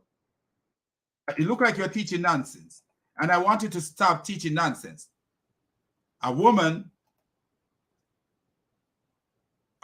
offspring is just as much a seed of the woman, because seed, the word zera, have many different meanings. The word zera means offspring, and the word zera could also mean sperm or semen, sperm. So it depends on how you are taking it, my friend. And you need to go back and learn a little bit more before you try to teach stuff. Let me show you something. Don't run here and teach stuff that you don't know about, because people will laugh at you and laugh at your nonsense. And you have got Jesus on your stuff as if you're a Christian, but what kind of doctrine are you preaching? Come on, friend. He says right here, and I will put enmity between you and the woman, and between your offspring and hers. The word offspring right here is zera, which means seed, and hers, that means woman have seed, offspring. So it depends on what you are looking at, my friend. Then be careful. Be careful what you're talking about. If we go down, we could even see this. Watch this. See this? Berean Standard Bible. Between your seed and her seed. Between Satan's seed and her seed. The woman's seed. Do you see that? King James, between yours, thy seed and her seed. Even if you look at the JPS Tanakh, we're going to go and see all the way down to the JPS Tanakh and see what he would say, what he would say, what he would say. I've had a very good day. Please don't try to take it away. See, JPS Tanakh, thy seed and her seed. So be careful, my brother. You might be a brother from another mother, but I don't care. I will hit you down, because don't come here and support these clowns like this clown. What he says, Abraham was Mary's forefather. And how was Abraham? Show me how Abraham was Muhammad's forefather. Can you prove that? I'm glad you know that Abraham was Mary's forefather. Now show me how Abraham was Muhammad's forefather. Show me that. Can you show me? Can you show me? You can show me. First meal taken by the people of paradise equal. This shows that Islam resurrection is of the body. No soul is lame. See, they're talking about eating meat in paradise. That means they will still be killing people. ISIS does everything Mohammed did.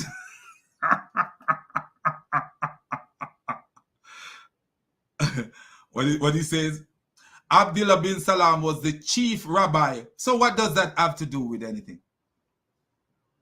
The question he asked was, Muhammad, how would he know? Even if he was a chief rabbi, how would he know the answer to the question if only a prophet know it? A chief rabbi is a prophet? That means if a chief rabbi is a prophet, Muhammad would be a liar when he says, there have been no prophet between me and Jesus. So what are you talking about, clown?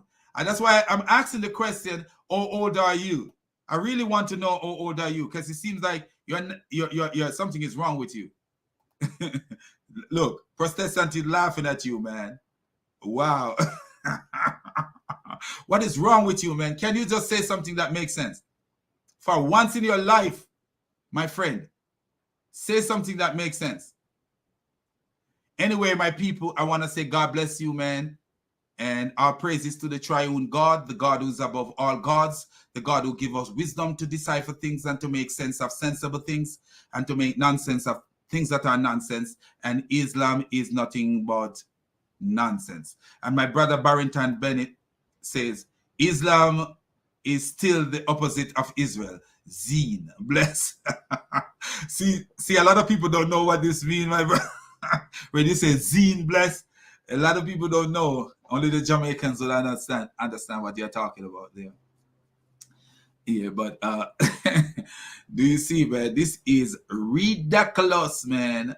We Muslim and Jews don't believe God came out of which Jews are you talking about? Let me show you something that Jews don't believe also. Do Jews believe that their God used a spirit to blow in Mary's vagina? Huh? They don't believe that stuff. So when you make a statement like that, what does it make? It make you feel mushy in your stomach? Huh? It make you feel mushy in your stomach. When it also, do you think that the Jews believe that a womb grabbed their God? Did you know that a womb grabbed your God? A womb. You're so worried about my God becoming a man like me and came the same way I come into existence so he can save me from my sin. Do you know that a womb grabbed your God?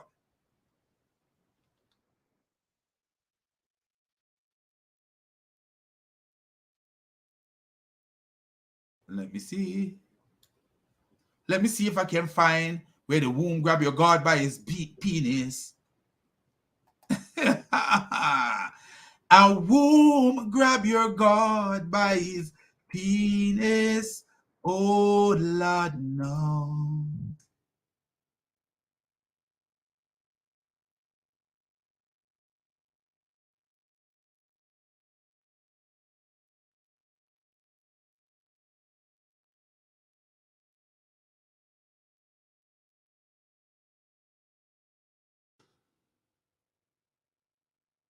Right? Let me see if I can find it.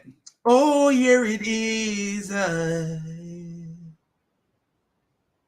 Here it is, here it is. A womb grab your God by his penis. Let me show you where a womb grab your God by his penis. Let me show you where a womb grab your God by his penis. A womb grab your God by his penis. A womb grab your God like Venus. Grabbing your God by his pee. I don't know why.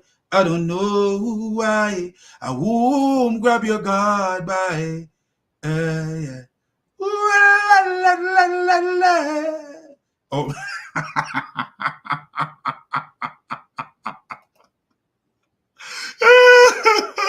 Amen. A womb grab your God by his penis. La la la la la da, da, da, da, da. Watch this now. Let me show you what they don't want you to know.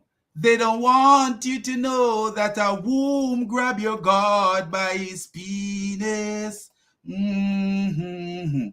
don't know why Allah have a penis when Allah wasn't a man. So how come he have a penis? Nah. So hear this now. This is Sahih al-Bukhari 4830. Narrated Abu Hurairah, the Prophet says, Allah created his creation, and when he has finished it, the womb, do you see this? The womb got up and caught hold of Allah. So the womb caught hold of Allah. Whereupon Allah said, what is the matter?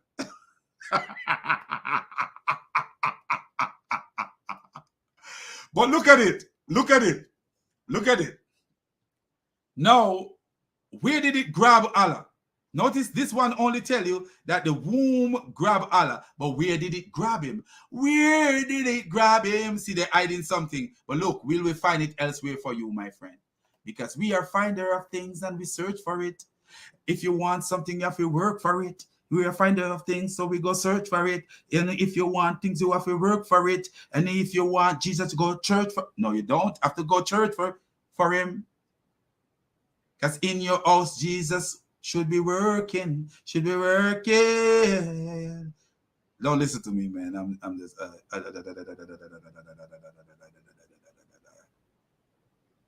Let's look at this. This is a fatwa. A fatwa. It almost sound like patwa. Me say every time I hear the word fatwa, I start to speak Jamaican patwa. Anyway, watch this now, people. Let me find it. The word L-O-I-N. L-O-I-N. Watch this now, my people. Oh, yeah. Look at this. Thirdly, concerning the meaning of the word huzar, or whatever this is. Hujza,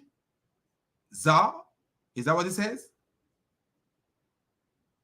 Al-Albani said in Asil Silla, whatever that is, Huzza means the waist. So he said it means the waist. But look at this. Around which the izar, loincloth of the waist, is fastened. So this is what he says that Uzza mean. But the womb grab your God by the Uzza. But watch this, my friend. Let me see if something else is here. No, they're hiding something again. So we can search for it again. Just to show you, man. This is called islamweb.net. Watch this. What? Hold on. Maybe the same one. Let's show it from here. Watch this. Watch what you practice. Practice. So this got cookies. Do you see this? I don't want to eat that cookie thing. Accept cookie. I don't like accept cookie. I only like milk. I don't like no cookie. Anyway, so here it is. What it says right here. Do you see it right here? It grabbed the most merciful by his loins, and they put in parentheses loin cloth. What does loin mean? So Allah have a loin. Allah have a loin. And you see where Sahih al-Bukhari, book 65, hadith 8479. And this place is saying that Allah was grabbed by the loin. Allah was grabbed by a line. Allah was grabbed by a line. Something must be wrong because... Hold on, let me get rid of that. Because I accept this. What this says? The prophet says Allah created his creation, and when he was done, is this big enough for you guys to see? Zoom. All right. Zoom. This is how we do it, man. Boom, and hit it. Like zoom. Anyway, the prophet said Allah created his creation, and when he was done with it, the womb got up and caught hold of the merciful's loins. So a womb grabbing by his loin, grabbing by his loin, grabbing by his loin. And how do we know that the loin is the penis? Because Muhammad says Allah created for hell those who are fit for it while they were in their father's loins. So the loin is the reproductive part of the system, according to Muhammad. So Allah have a loin and a womb grab onto his loin, man. Do you see how much it is not fine to mess with me anytime? Because I will reveal your God's loins.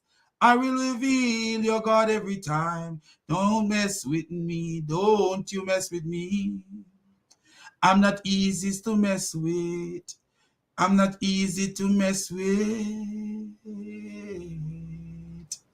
Anyway, my people, God bless you. I'm out of here. And all praises to the triune God, the God who is above all gods, the God who gives us wisdom to decipher things and to make sense of sensible things and to make nonsense of things that are nonsense. And Islam is nothing but stupid nonsense. This Muslim come here and he's talking about my God becoming a man, you know, and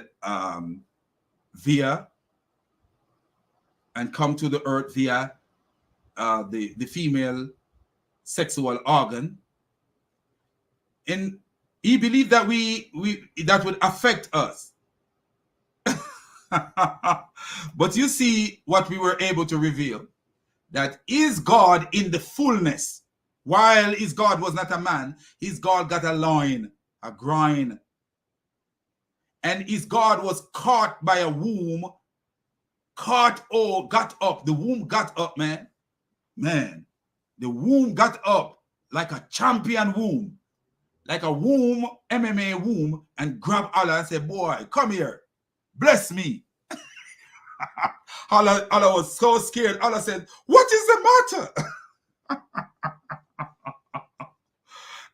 And that he says, I seek refuge with you from those who sever ties with kith and kin. On that Allah said, will you be satisfied if I bestowed my favor on him who seek your ties? With all my favor from him who, let me see what that says.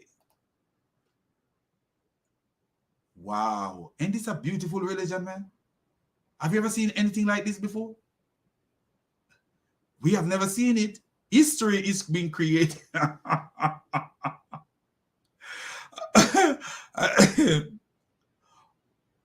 So favors from him who sever your ties.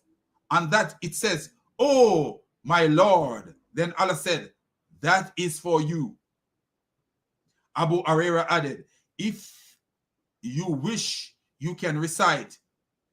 Would you then, if you were given the authority, do mischief in the land and sever ties of kinship? Abu Hurairah is such a... Wow, man. Anyway, my people, man, we got to get out of here, man. We got to run. So tomorrow, I have more fun with you guys, man. I will let you guys know what's going to go down tomorrow. But right now, I was hungry from like about so long ago, and I'm still hungry. So we're gonna find something to eat. And God bless you guys, man. I love you guys. I even love this guy, man. I even love this guy. I love this guy here. You know, he's crazy, but I love him. He's crazy, but I love him. Only God I put above him. That's how I love him. That's how I love him. Yeah. But I don't love him like Muhammad love him. Because Muhammad doesn't love him. Muhammad doesn't love him. Anyway, my people, I'm out of here, man. God bless you all, man. And keep it 100% Jesus. And don't do anything that I would not do. You see, when you start, sometimes it's hard to stop. Anyway, but God bless you all, man.